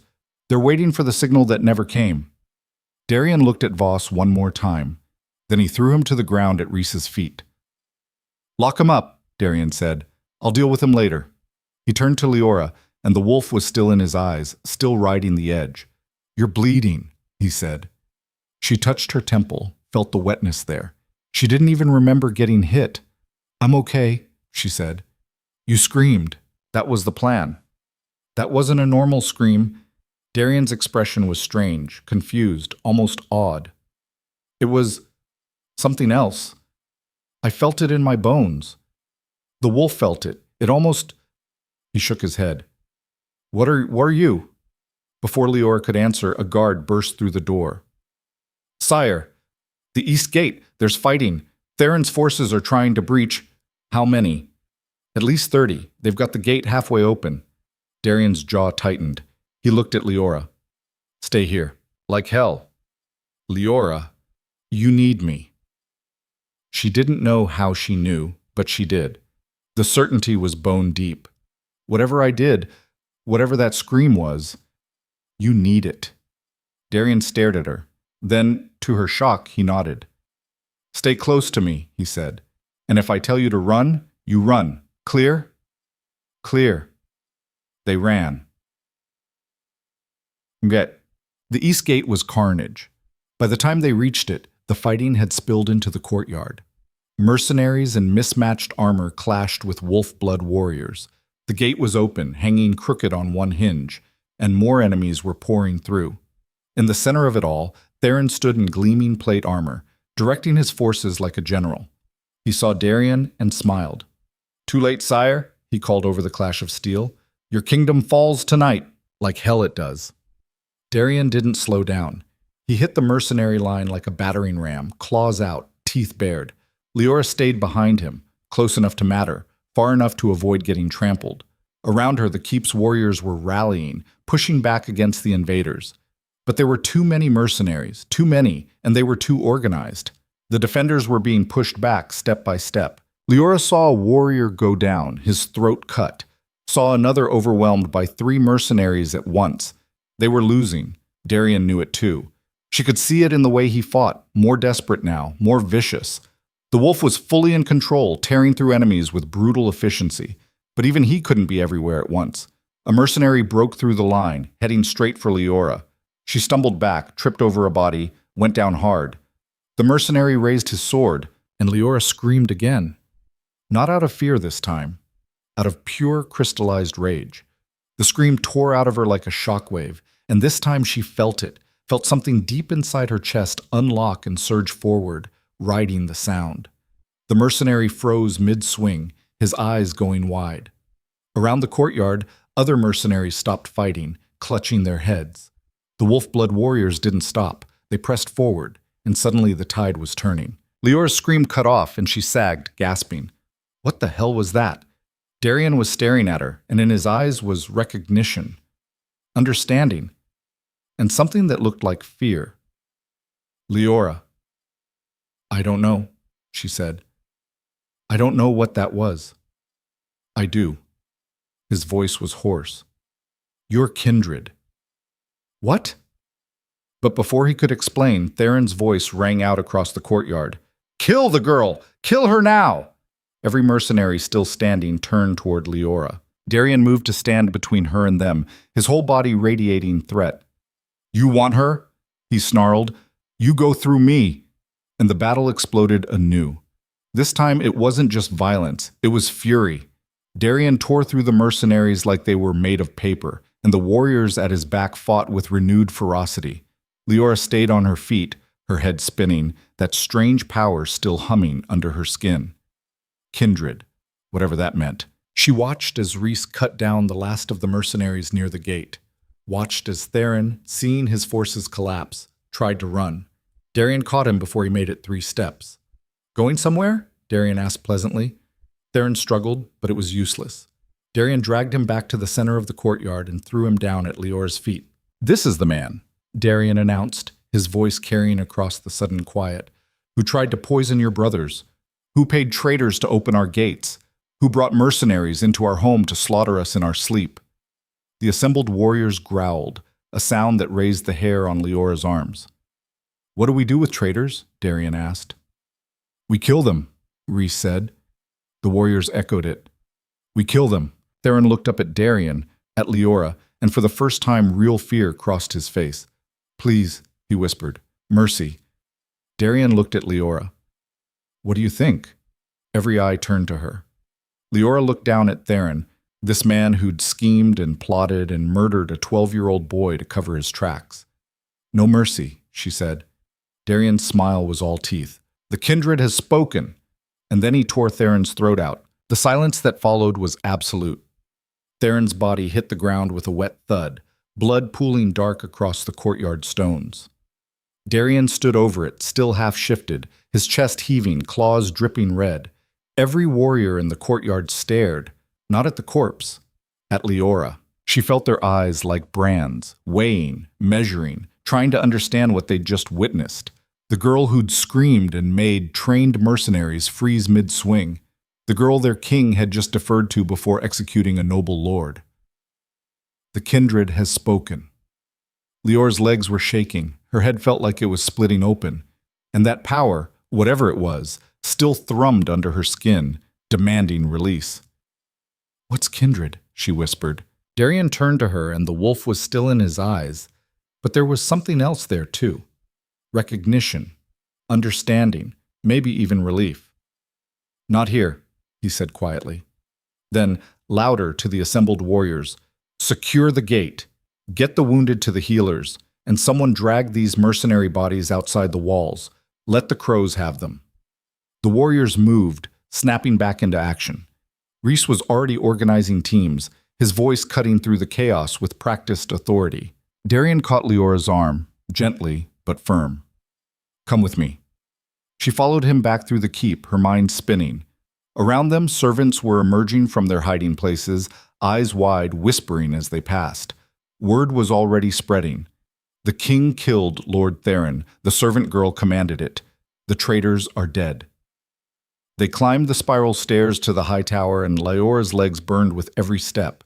The adrenaline was wearing off now, leaving her hollow and shaking. Inside his chambers, Darian barred the door and moved to the hearth, building up the fire with quick, efficient movements. When the flames were crackling high, he turned to face her. "Sit down before you fall down," he said. Leora sank into the chair, grateful. Her hands were trembling so badly she had to clench them in her lap. Darian poured water from a pitcher, added something from a small vial, medicine maybe, and handed her the cup. "Drink." She did. It tasted bitter and herbal, but warmth spread through her chest almost immediately.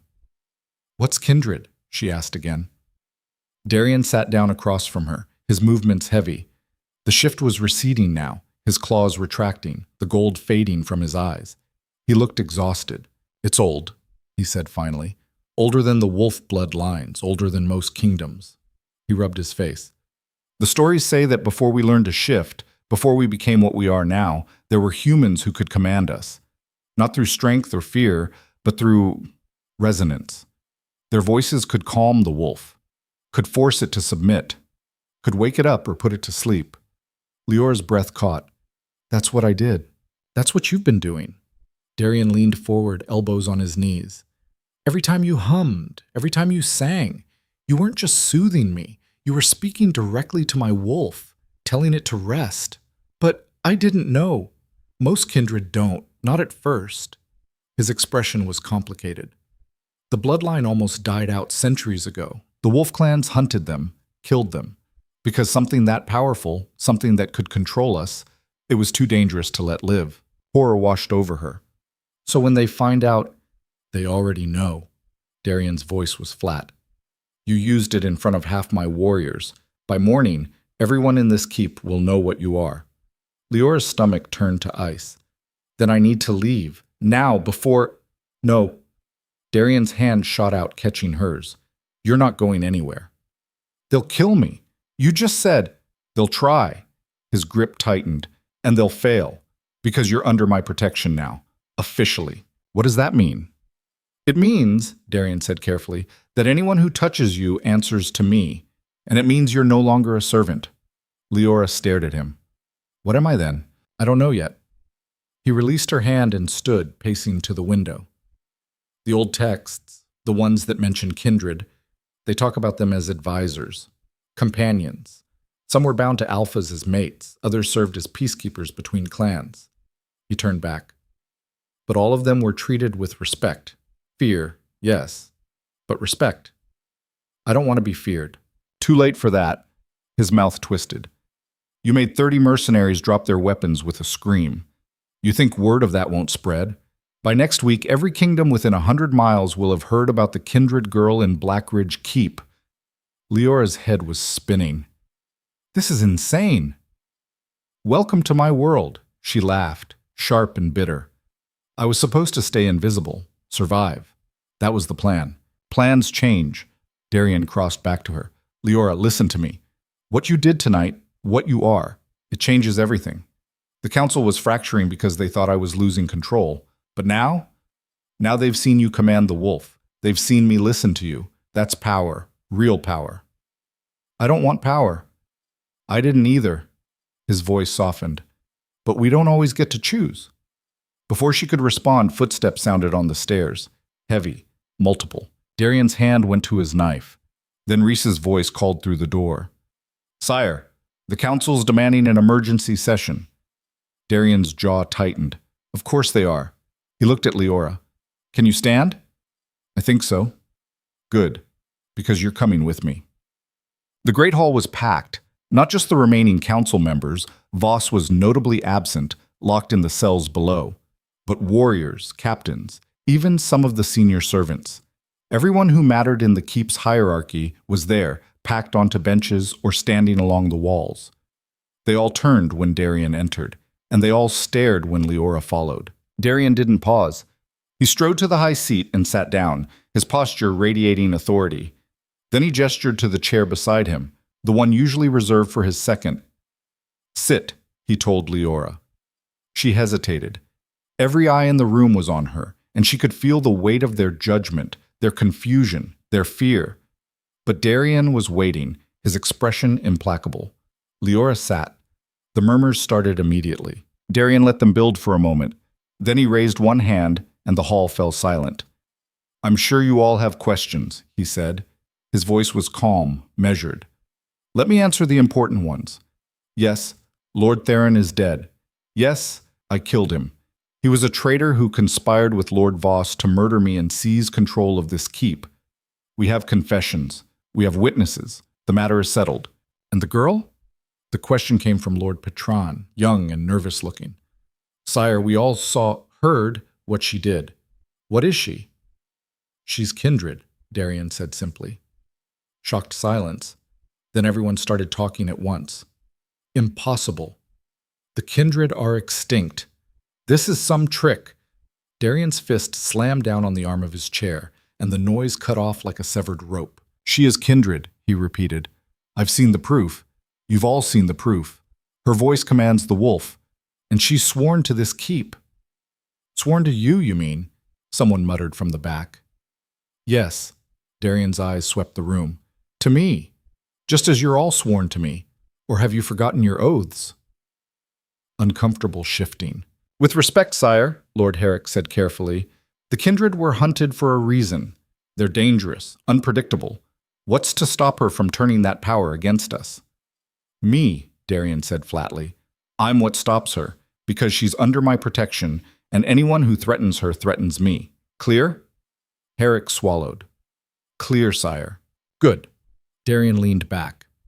Now, the real question isn't what she is, it's what we do next. Theron and Voss weren't working alone. They had allies, mercenaries waiting outside, paid traitors inside. We need to root them all out before they regroup. Reese stepped forward. Already underway, sire. We've identified 8 guards who took coin from Voss. They're in cells awaiting judgment. Execute them at dawn, Darian said. No hesitation, no mercy. Public, I want everyone to see what happens to traitors. Nods around the room. What about the nobles? Lady Senna asked. She was older, sharp-eyed. Theron and Voss had support on the council. Are we purging them too? That depends. Darian's gaze swept the assembled nobles. Anyone else feel like confessing treason tonight? Now's your chance.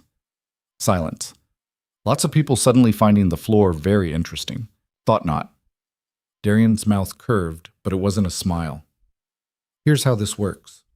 You're all under watch until I'm satisfied there's no more rot. You'll submit to questioning. You'll open your correspondence for review. And if I find even a hint that you were involved, you'll join Voss in the cells. Understood? Reluctant murmurs of agreement. I said understood. Yes, sire, they chorused. Better. Darian stood. Now get out, all of you, except Reese. The hall emptied quickly, nobles and warriors alike eager to escape the king's presence. But Leora felt their eyes on her as they passed. Some hostile, some fearful, some calculating. When the last one was gone, Rhys shut the door and turned to Darian. "That went better than expected," he said. "They're terrified," Darian said. "Of me, of her, of what comes next. Terror's useful, but it won't last. What do you need from me? Double the patrols. I want eyes on every noble, every warrior who served under Theron or Voss. Anyone who even looked at them sideways." Darian rubbed his face. "And get me a count of our losses tonight. 15 dead, 23 wounded. Could have been worse. Could have been better." Darian looked at Leora. "If she hadn't screamed when she did, we'd all be dead," Rhys finished. He studied Leora with an unreadable expression.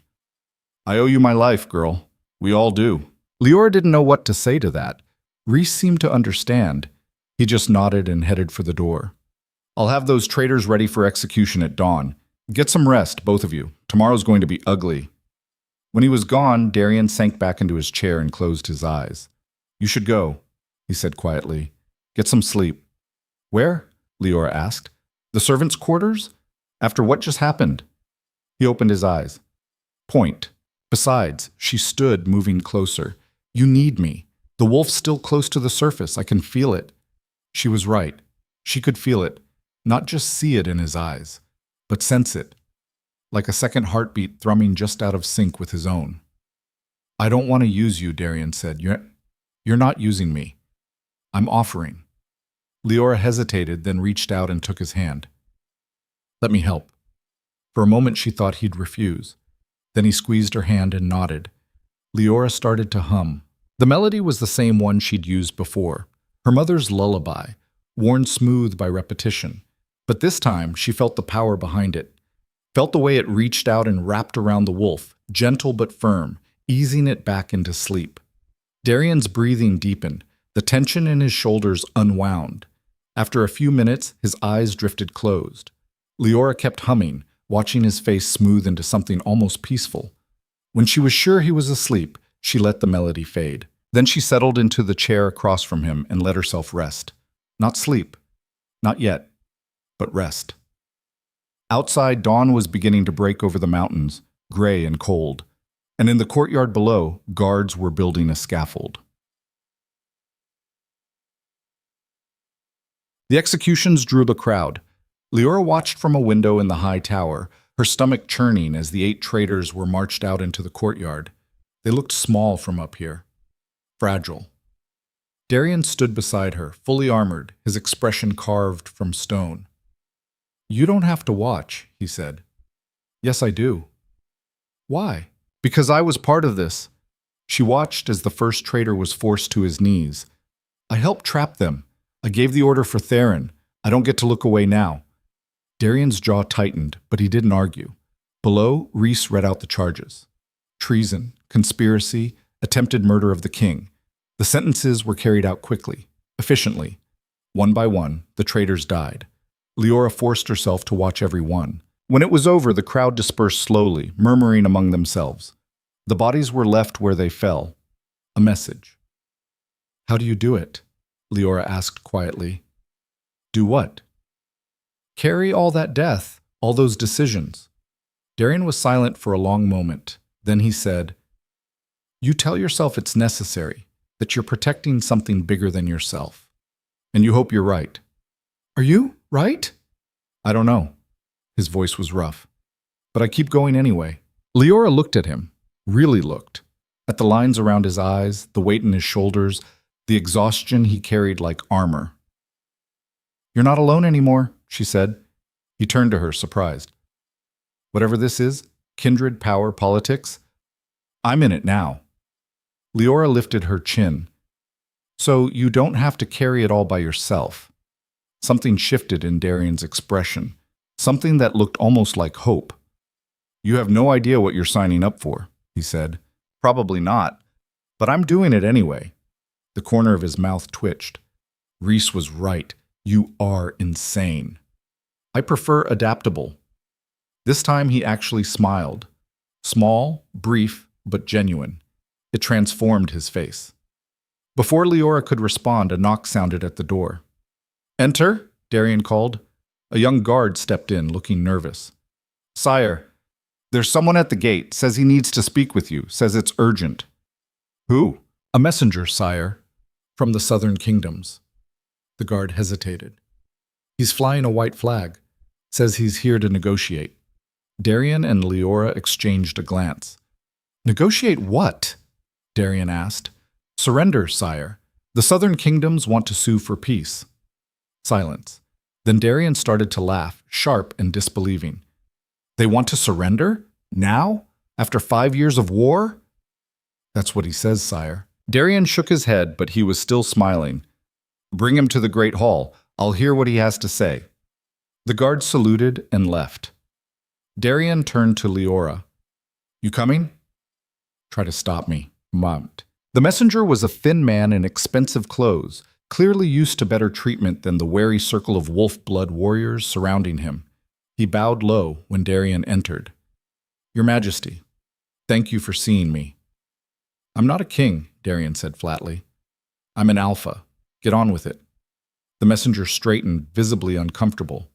"Of course. I bring word from the Southern Coalition. We wish to discuss terms of peace." "Why now?" "Because, my lord, the war has become untenable. Our armies are depleted, our treasuries are empty, and we've recently learned that Lord Theron, who was our primary contact within your keep, is dead." So that was it. The Southern Kingdoms had been counting on Theron and Voss to deliver Blackridge from within. When that failed, they'd lost their opening. "What are your terms?" Darian asked. "We're prepared to recognize your sovereignty over the northern territories. We'll withdraw our forces and establish a formal border. In return, we ask for a cessation of hostilities and a trade agreement." "You're asking me to let you walk away after 5 years of trying to kill me?" The messenger paled. "We're asking for peace, my lord." "Surely that's worth something." Darian looked at Rhys, who shrugged, then at Leora. She could feel dozens of eyes on her. Warriors, nobles, servants, all waiting to see what she'd say. The kindred has spoken. Leora took a breath. "What happens to the people you conquered, the towns you burned, the families you destroyed?" The messenger blinked. I'm sorry. Who are you?" "Answer the question," Darian said coldly. Those territories would be returned to your control, of course." "And reparations?" Leora pressed. "For the damage you caused?" "We don't have the funds." "Then give us trade concessions, exclusive access to your southern ports, tariff-free passage for northern goods." She was making this up as she went, but the words came easily. "You want peace? Fine, but it's going to cost you." The messenger looked at Darian. "Is she authorized to negotiate on your behalf?" "She is now," Darian said. The messenger swallowed hard. I'll have to take these terms back to the coalition." "You do that," Leora said, "and tell them they have 1 week to respond. After that, the offer expires." The messenger bowed again, backing toward the door. "Of course. 1 week. Thank you, my lord. My lady." When he was gone, the hall erupted. Half the warriors were laughing. The other half looked stunned. Rhys was grinning. "Did you just strong-arm the southern kingdoms into giving us trade monopolies?" "I have no idea," Leora admitted. "Did I?" "Oh, you absolutely did." Rhys clapped Darian on the shoulder. "I like her."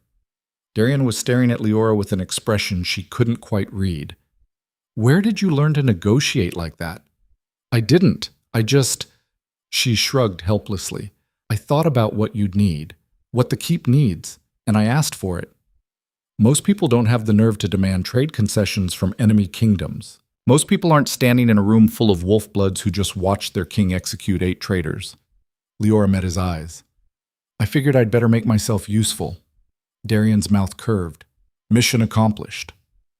Over the next few hours, word spread through the keep like wildfire. The southern kingdoms were suing for peace. The servant girl had negotiated the terms. The king had listened to her.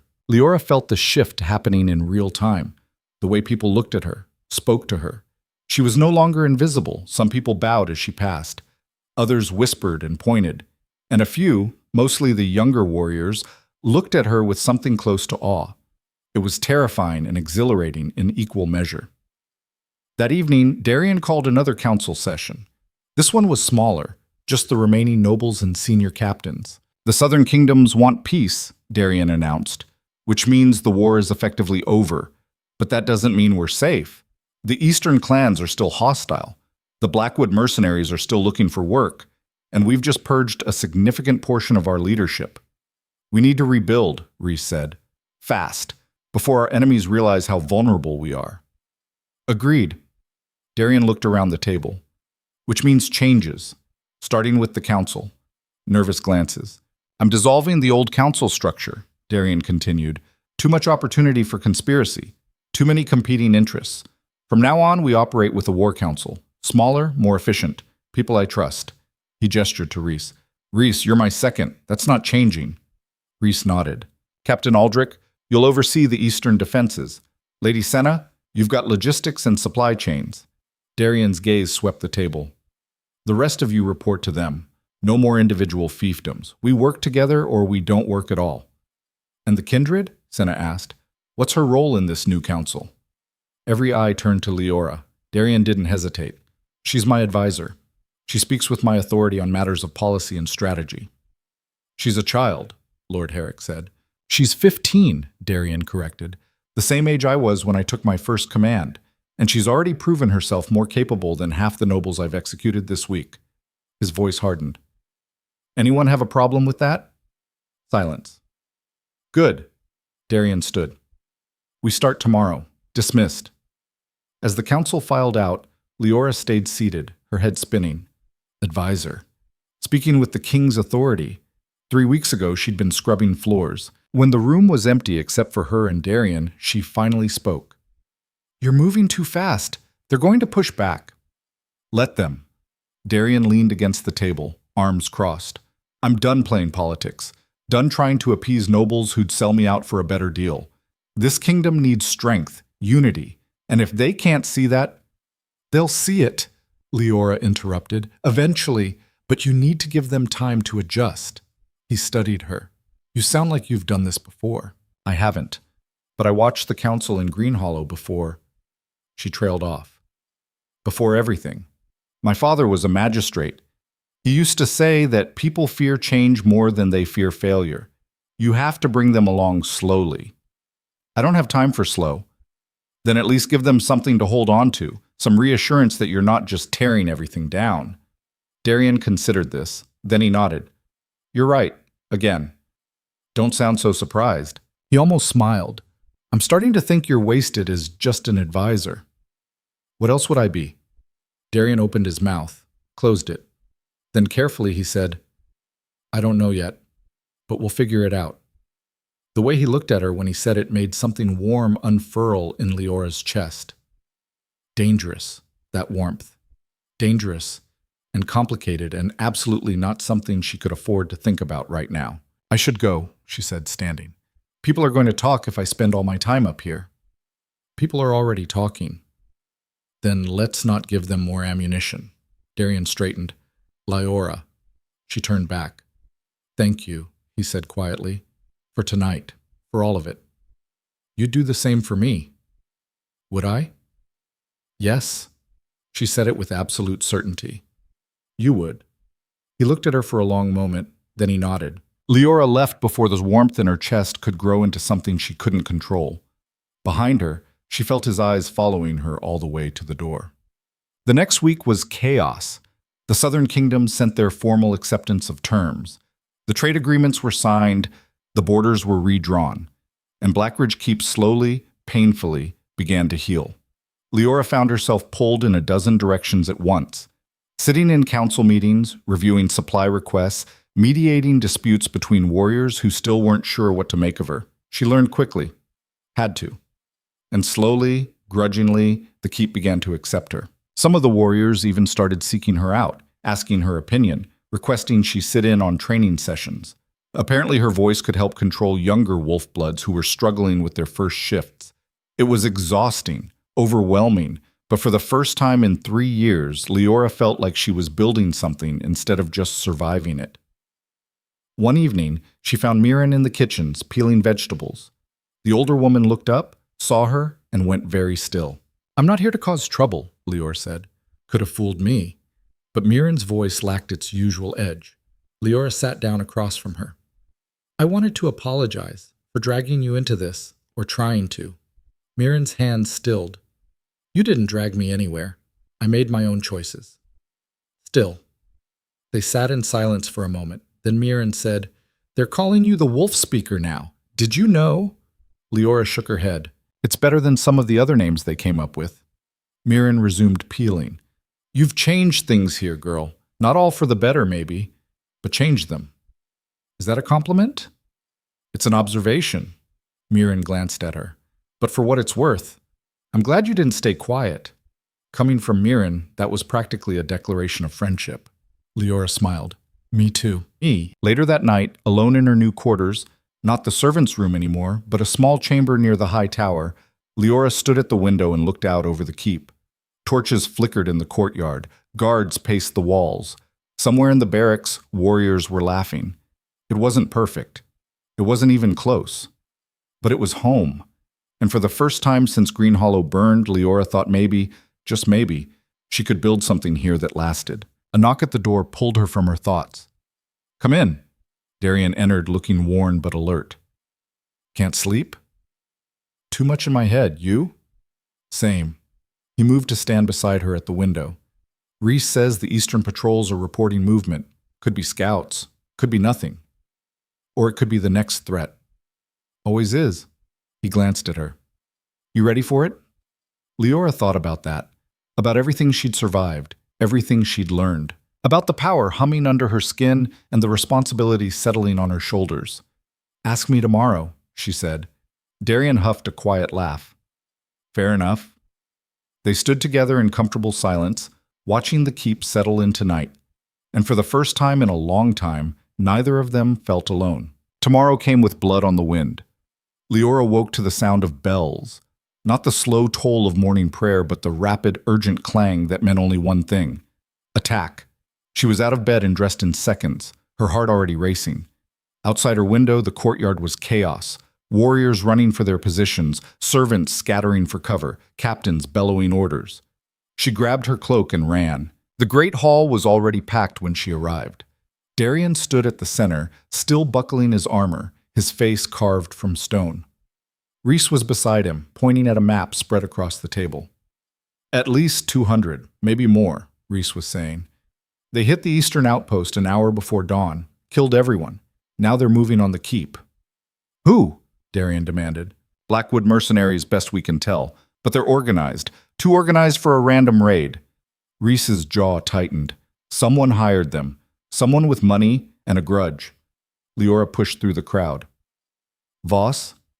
Every head turned. He's still in the cells, Darian said. He doesn't have to be free to send messages. Leora moved to the table, her mind racing. Before you arrested him, he had weeks to plan. He could have sent word out, hired the mercenaries as insurance. She's right, Reese said grimly. Voss had connections all through the Blackwood. If he promised them enough gold, they'd attack even after he was captured. Darian's hands clenched into fists. Damn him. We can worry about Voss later, Leora said. Right now, 200 mercenaries are heading this way. What's our count? 150 warriors fit to fight, Reese said. Another 30 wounded but mobile. The rest are civilians. Outnumbered. And the mercenaries had momentum. The walls will hold, Darian said, but he didn't sound convinced. Not if they have siege equipment, Reese countered, and not if they know our weak points. Then we don't let them get that far. Leora looked at Darian. We go out to meet them. The room erupted. That's suicide. We'd be slaughtered. The girl's lost her mind. Quiet. Darian's voice cut through the noise like a blade. He looked at Leora. Explain. They're expecting us to hide behind the walls, to wait for them to besiege us. Leora pointed to the map. But there's a narrow pass here, about 2 miles out. If we meet them there, they can't use their numbers. They'll have to funnel through, and we can hold them. Until they flank us, someone objected. Not if we collapse the pass behind them. Leora traced a path on the map. There's unstable rock here. A controlled avalanche would seal it off, trap them. Reese leaned closer, studying the map. It could work, but we'd need someone who knows explosives. and we'd be cutting off our own retreat. We won't need retreat if we win, Leora said. Darian was staring at her with an unreadable expression. You've been studying military tactics. I've been paying attention. She met his eyes. You can't afford to lose this keep. So we don't fight on their terms. We fight on ours. For a long moment, no one spoke. Then Darian turned to Rhys. Get Captain Aldrich. Tell him to prep the explosives and gather every warrior we have. We march in 20 minutes. The hall exploded into motion. As the warriors dispersed, Darian caught Leora's arm. You're not coming. Like hell I'm not. It's too dangerous. Everything's dangerous. She pulled her arm free. And you need me there. You know you do. He did know. She could see it in his eyes. The wolf was already rising, anticipating the violence to come. Without her there to keep it in check, he might lose control. Fine, he said roughly. But you stay behind the lines. You don't engage. Understood? Understood. He didn't believe her.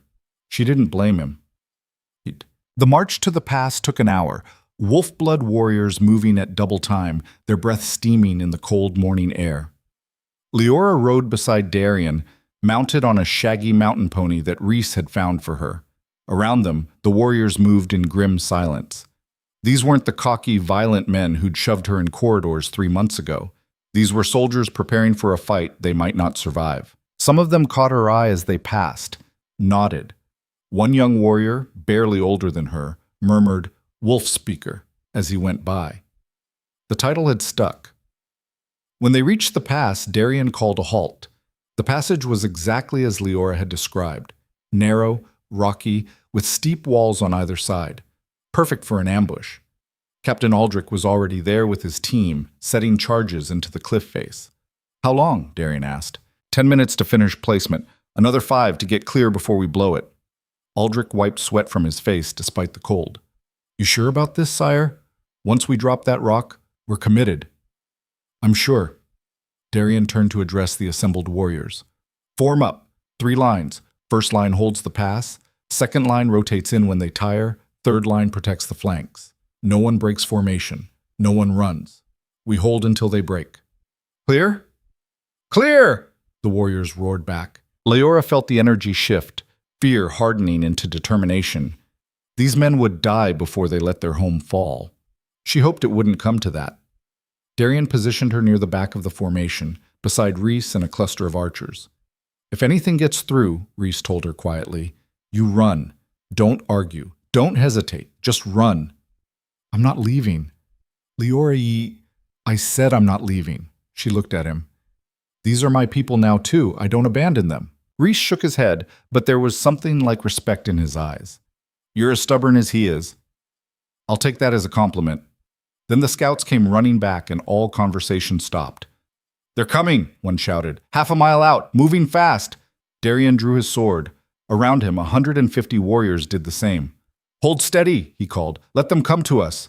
Leora's heart was hammering so hard she thought it might crack her ribs. She could hear them now, the thunder of boots, the clatter of armor, the roar of voices eager for blood. The mercenaries poured into the pass like a flood. They were massive, hired killers from a dozen different clans and kingdoms, unified only by gold and violence. They wore mismatched armor and carried weapons ranging from swords to axes to brutal spiked clubs. And they outnumbered Darian's force nearly 2 to 1. Now! Darian roared. The first line of wolf-blood warriors surged forward, meeting the mercenary charge head-on. The clash was deafening. Steel screamed against steel. Men shouted and died. Blood sprayed across stone. Leora watched, frozen, as the battle consumed the pass. She'd seen violence before. The keep was built on it, but never like this. Never this raw, this total. A mercenary broke through the line, charging toward the archers. Rhys stepped forward and cut him down before he made it 3 steps. Eyes up, Rhys barked at Leora. If you're staying, stay useful. Right. She wasn't here to watch. She was here to help. Leora closed her eyes and reached for that power inside her, the thing that had made mercenaries freeze, that spoke directly to the wolf. She opened her mouth and sang. Not a scream this time, a low, resonant note that rolled out across the battlefield like a wave. The wolf-blood warriors didn't stop fighting, but they moved faster, hit harder, their movements suddenly synchronized. The wolf in each of them responding to her call, aligning with her rhythm. The mercenaries, by contrast, faltered, just for a second. But a second was enough. The line held. "Again!" Darian shouted, and Leora understood. He'd felt what she'd done, recognized it. She sang again, louder this time, pouring everything she had into the sound. The battle shifted. The wolf bloods pushed forward, driving the mercenaries back step by bloody step. Men who'd been flagging found new strength. Warriors on the edge of breaking held firm. But the mercenaries kept coming, wave after wave, pouring through the pass. "Where's the rest of them?" Reese muttered, scanning the battlefield. 200, we said. I'm counting maybe half that. Ice flooded Leora's veins. They split their forces. What? The attack on the outpost, it was a diversion. They're hitting the keep from another direction. Reese's face went white. We left it half defended. If they breach, they won't. Darian appeared beside them, blood spattered and breathing hard. Because we're ending this now, Aldrich. The captain looked up from where he was coordinating the archers. Blow it, Darian ordered. Sir, we still have men in the pass. I said blow it. Aldrich hesitated for one more second. Then he shouted orders, and his team scattered, sprinting for cover. Fall back, Darian roared at the warriors. Everyone back, now! The Wolfbloods disengaged, running for the edges of the pass, even as mercenaries pressed after them. Leora saw what was coming and screamed, Down! The explosion was enormous. The cliff face erupted in fire and smoke and flying rock. Tons of stone came crashing down, filling the pass, burying mercenaries and cutting off the rest. The shockwave knocked Leora off her feet. She hit the ground hard, ears ringing, vision swimming. When the dust cleared, the pass was gone. In its place was a wall of rubble 30 feet high, and on the other side, trapped, were at least 50 mercenaries.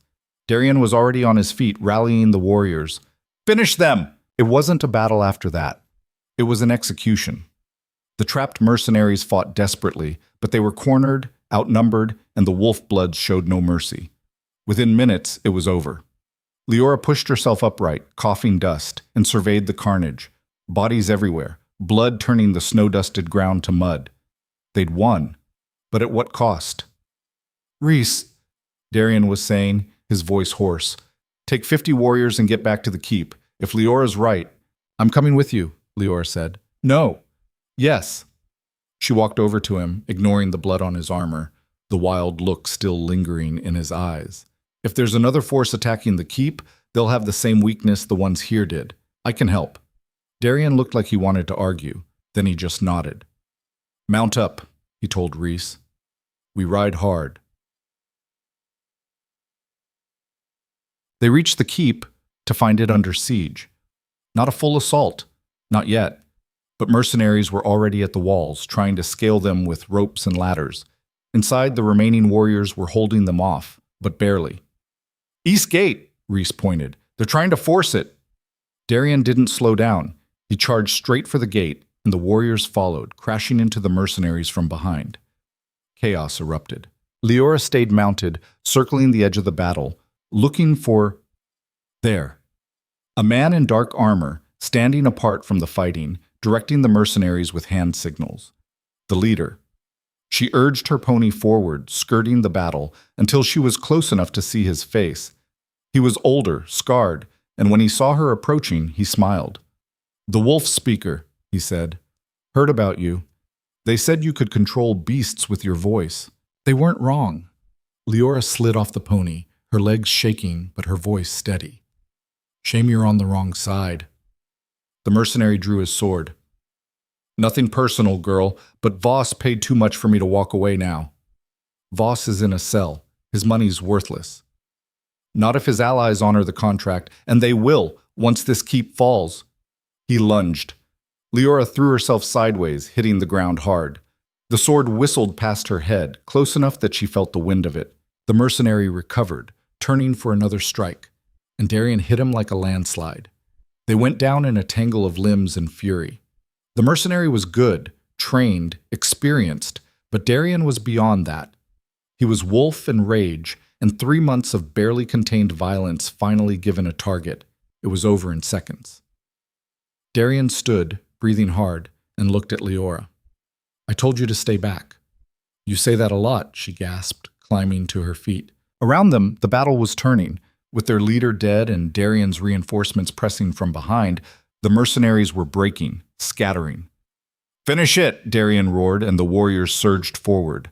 By the time the sun reached its zenith, the fighting was done. The keep stood, the walls held, and scattered across the snow were the bodies of nearly 100 mercenaries. Leora walked through the aftermath, her stomach churning. So much death, so much blood, but they'd survived. Leora. She turned. Darian was walking toward her, and behind him, Reese was dragging someone, a prisoner. Voss. They must have pulled him from the cells during the fighting. He has something to say to you, Darian said flatly. Voss looked like hell, bruised, bloodied, his expensive clothes torn and filthy. But his eyes still held that calculating gleam. The contract's fulfilled, Voss said. My allies will honor it. More mercenaries will come. More threats. You can't kill them all. Maybe not, Leora said. But we can kill you. Voss smiled. You won't. You need me. I have information, names, contacts, allies in every kingdom from here to the southern sea. Kill me, and you lose all of that. Darian looked at Leora. Your call. Every eye in the courtyard turned to her. Leora stared at Voss, this man who'd orchestrated so much pain, who'd killed a child to cover his tracks, who even now thought he could bargain his way out. She thought about Pip, about all the servants who'd died invisible and forgotten, about 3 years of scrubbing blood from stone while men like Voss pulled strings from the shadows. No deals, she said quietly. Voss's smile faltered. You're making a mistake. Maybe. But it's my mistake to make. She looked at Darian. Do it. Darian's blade was a flash of silver. Voss died surprised. The silence that followed was broken by a single voice from the crowd. The wolf speaker has spoken. And then others picked it up, a chant that grew louder with each repetition. Wolf speaker, wolf speaker, wolf speaker. Leora stood in the center of it, overwhelmed, as the warriors, her warriors now, somehow, raised their weapons in salute. She'd gone from invisible to invincible in the span of 3 months. It should have felt like victory. Instead, it just felt heavy. The cleanup took days. Bodies to burn, walls to repair, wounded to tend. The keep had survived, but it was battered and bleeding. Leora worked alongside everyone else, organizing supplies, coordinating healers, making sure the dead received proper rites. She barely slept. On the 3rd night after the battle, she found herself back in the high tower, staring out at the mountains. Darian found her there. You should rest, he said. So should you. He moved to stand beside her and they looked out at the keep together. Their keep, now more than ever. I've been thinking, Darian said quietly, about what comes next. And? And I can't do this alone. He turned to face her. I thought I could, thought I had to, but you've proven me wrong about a lot of things. Leora's heart was beating too fast. What are you saying? I'm saying I want you beside me, officially. He took a breath. Not as an advisor, not as the wolf speaker, as my equal. She stared at him. Your equal. Leora, you're kindred, the last of your bloodline. That makes you royalty in your own right, older than any wolf blood dynasty, older than any kingdom. His eyes were serious. If you stand with me, if we rebuild this kingdom together, we could create something that lasts, something better than what came before. You're asking me to be your queen. I'm asking you to be my partner. He hesitated. The rest is just titles. Leora's mind was reeling. 3 months ago, she'd been nothing. Now, I'm 15, she said. I know, which is why I'm not asking you to decide now. Darian's voice gentled. I'm asking you to consider it, to think about what you want. Not what you think you should want, but what would actually make you happy. What would make her happy? She didn't even know anymore. Can I ask you something? She said. Anything. Why me? Really? Not because I'm kindred or because I can control the wolf. Why me? Darian was quiet for a long moment. Then he said, because when I look at you, I see someone who survived things that should have broken her and came out stronger. Someone who chose to fight instead of hide. Someone who made me remember why I started this in the first place. Which was? To build something worth protecting. He looked at her, and his expression was raw. You make me want to be better than I am, and I hope, maybe I do the same for you. He did. That was the terrifying part. I need time, Leora said. Take all the time you need. But before he could step away, she caught his hand.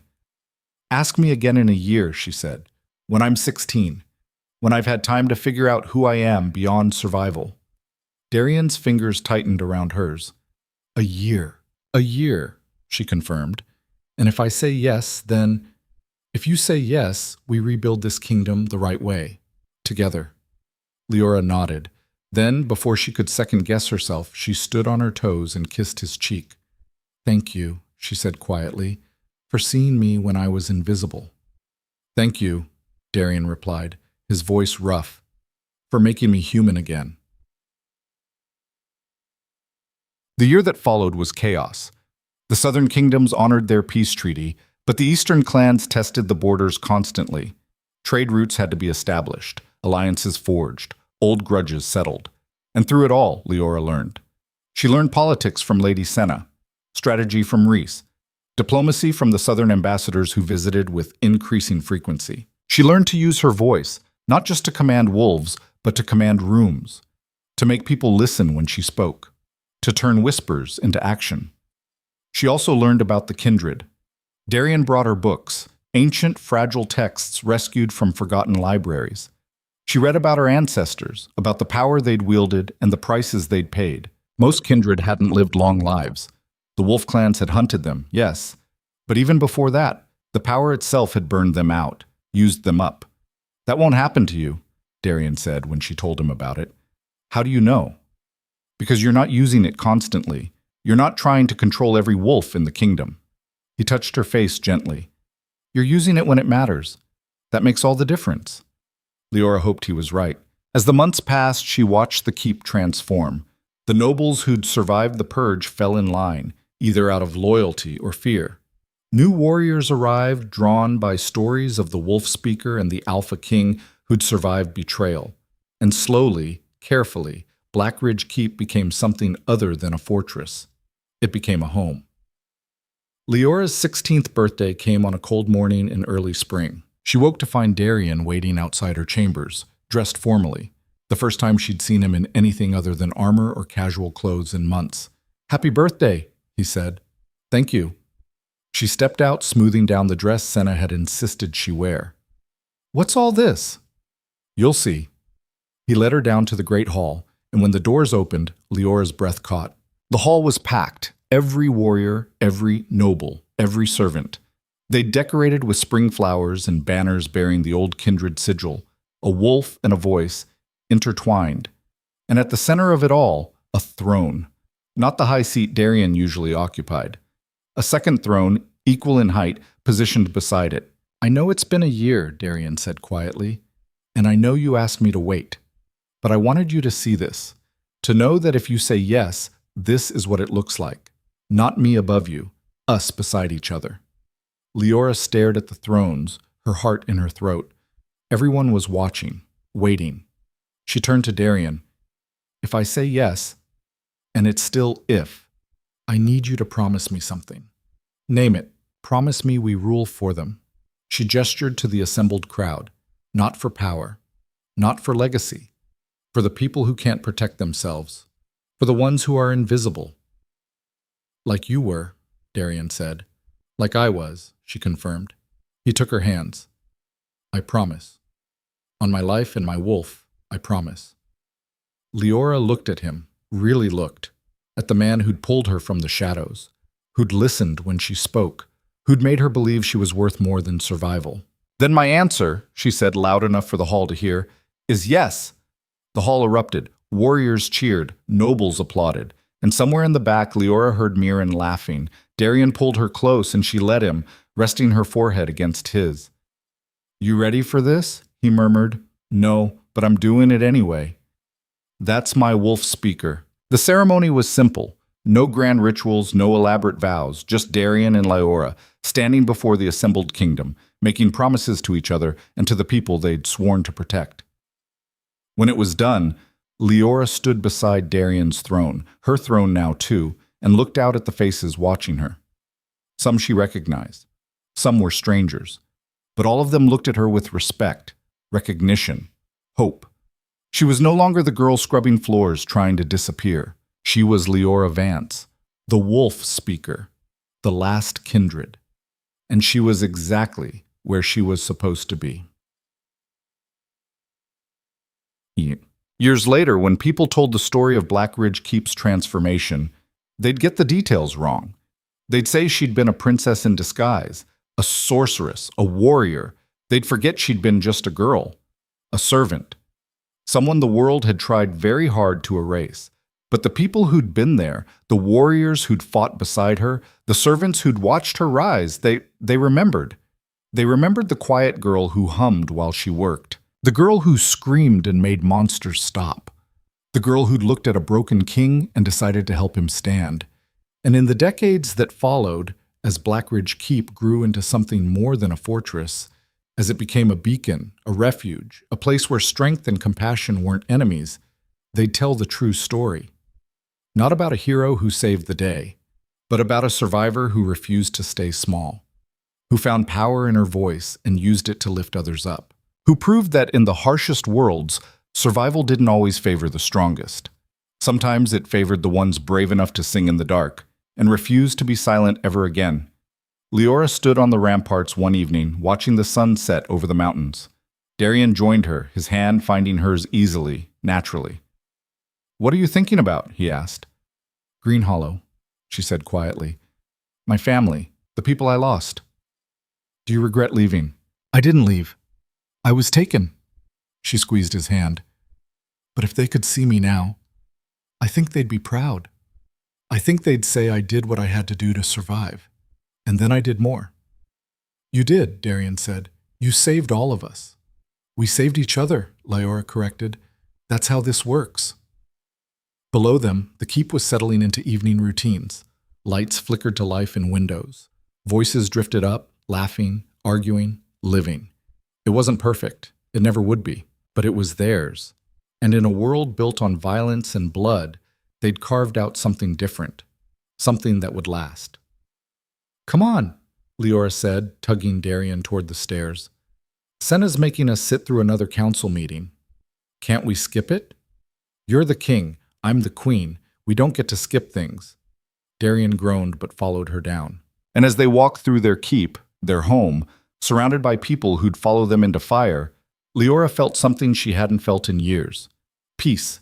Not the absence of conflict, but the presence of purpose.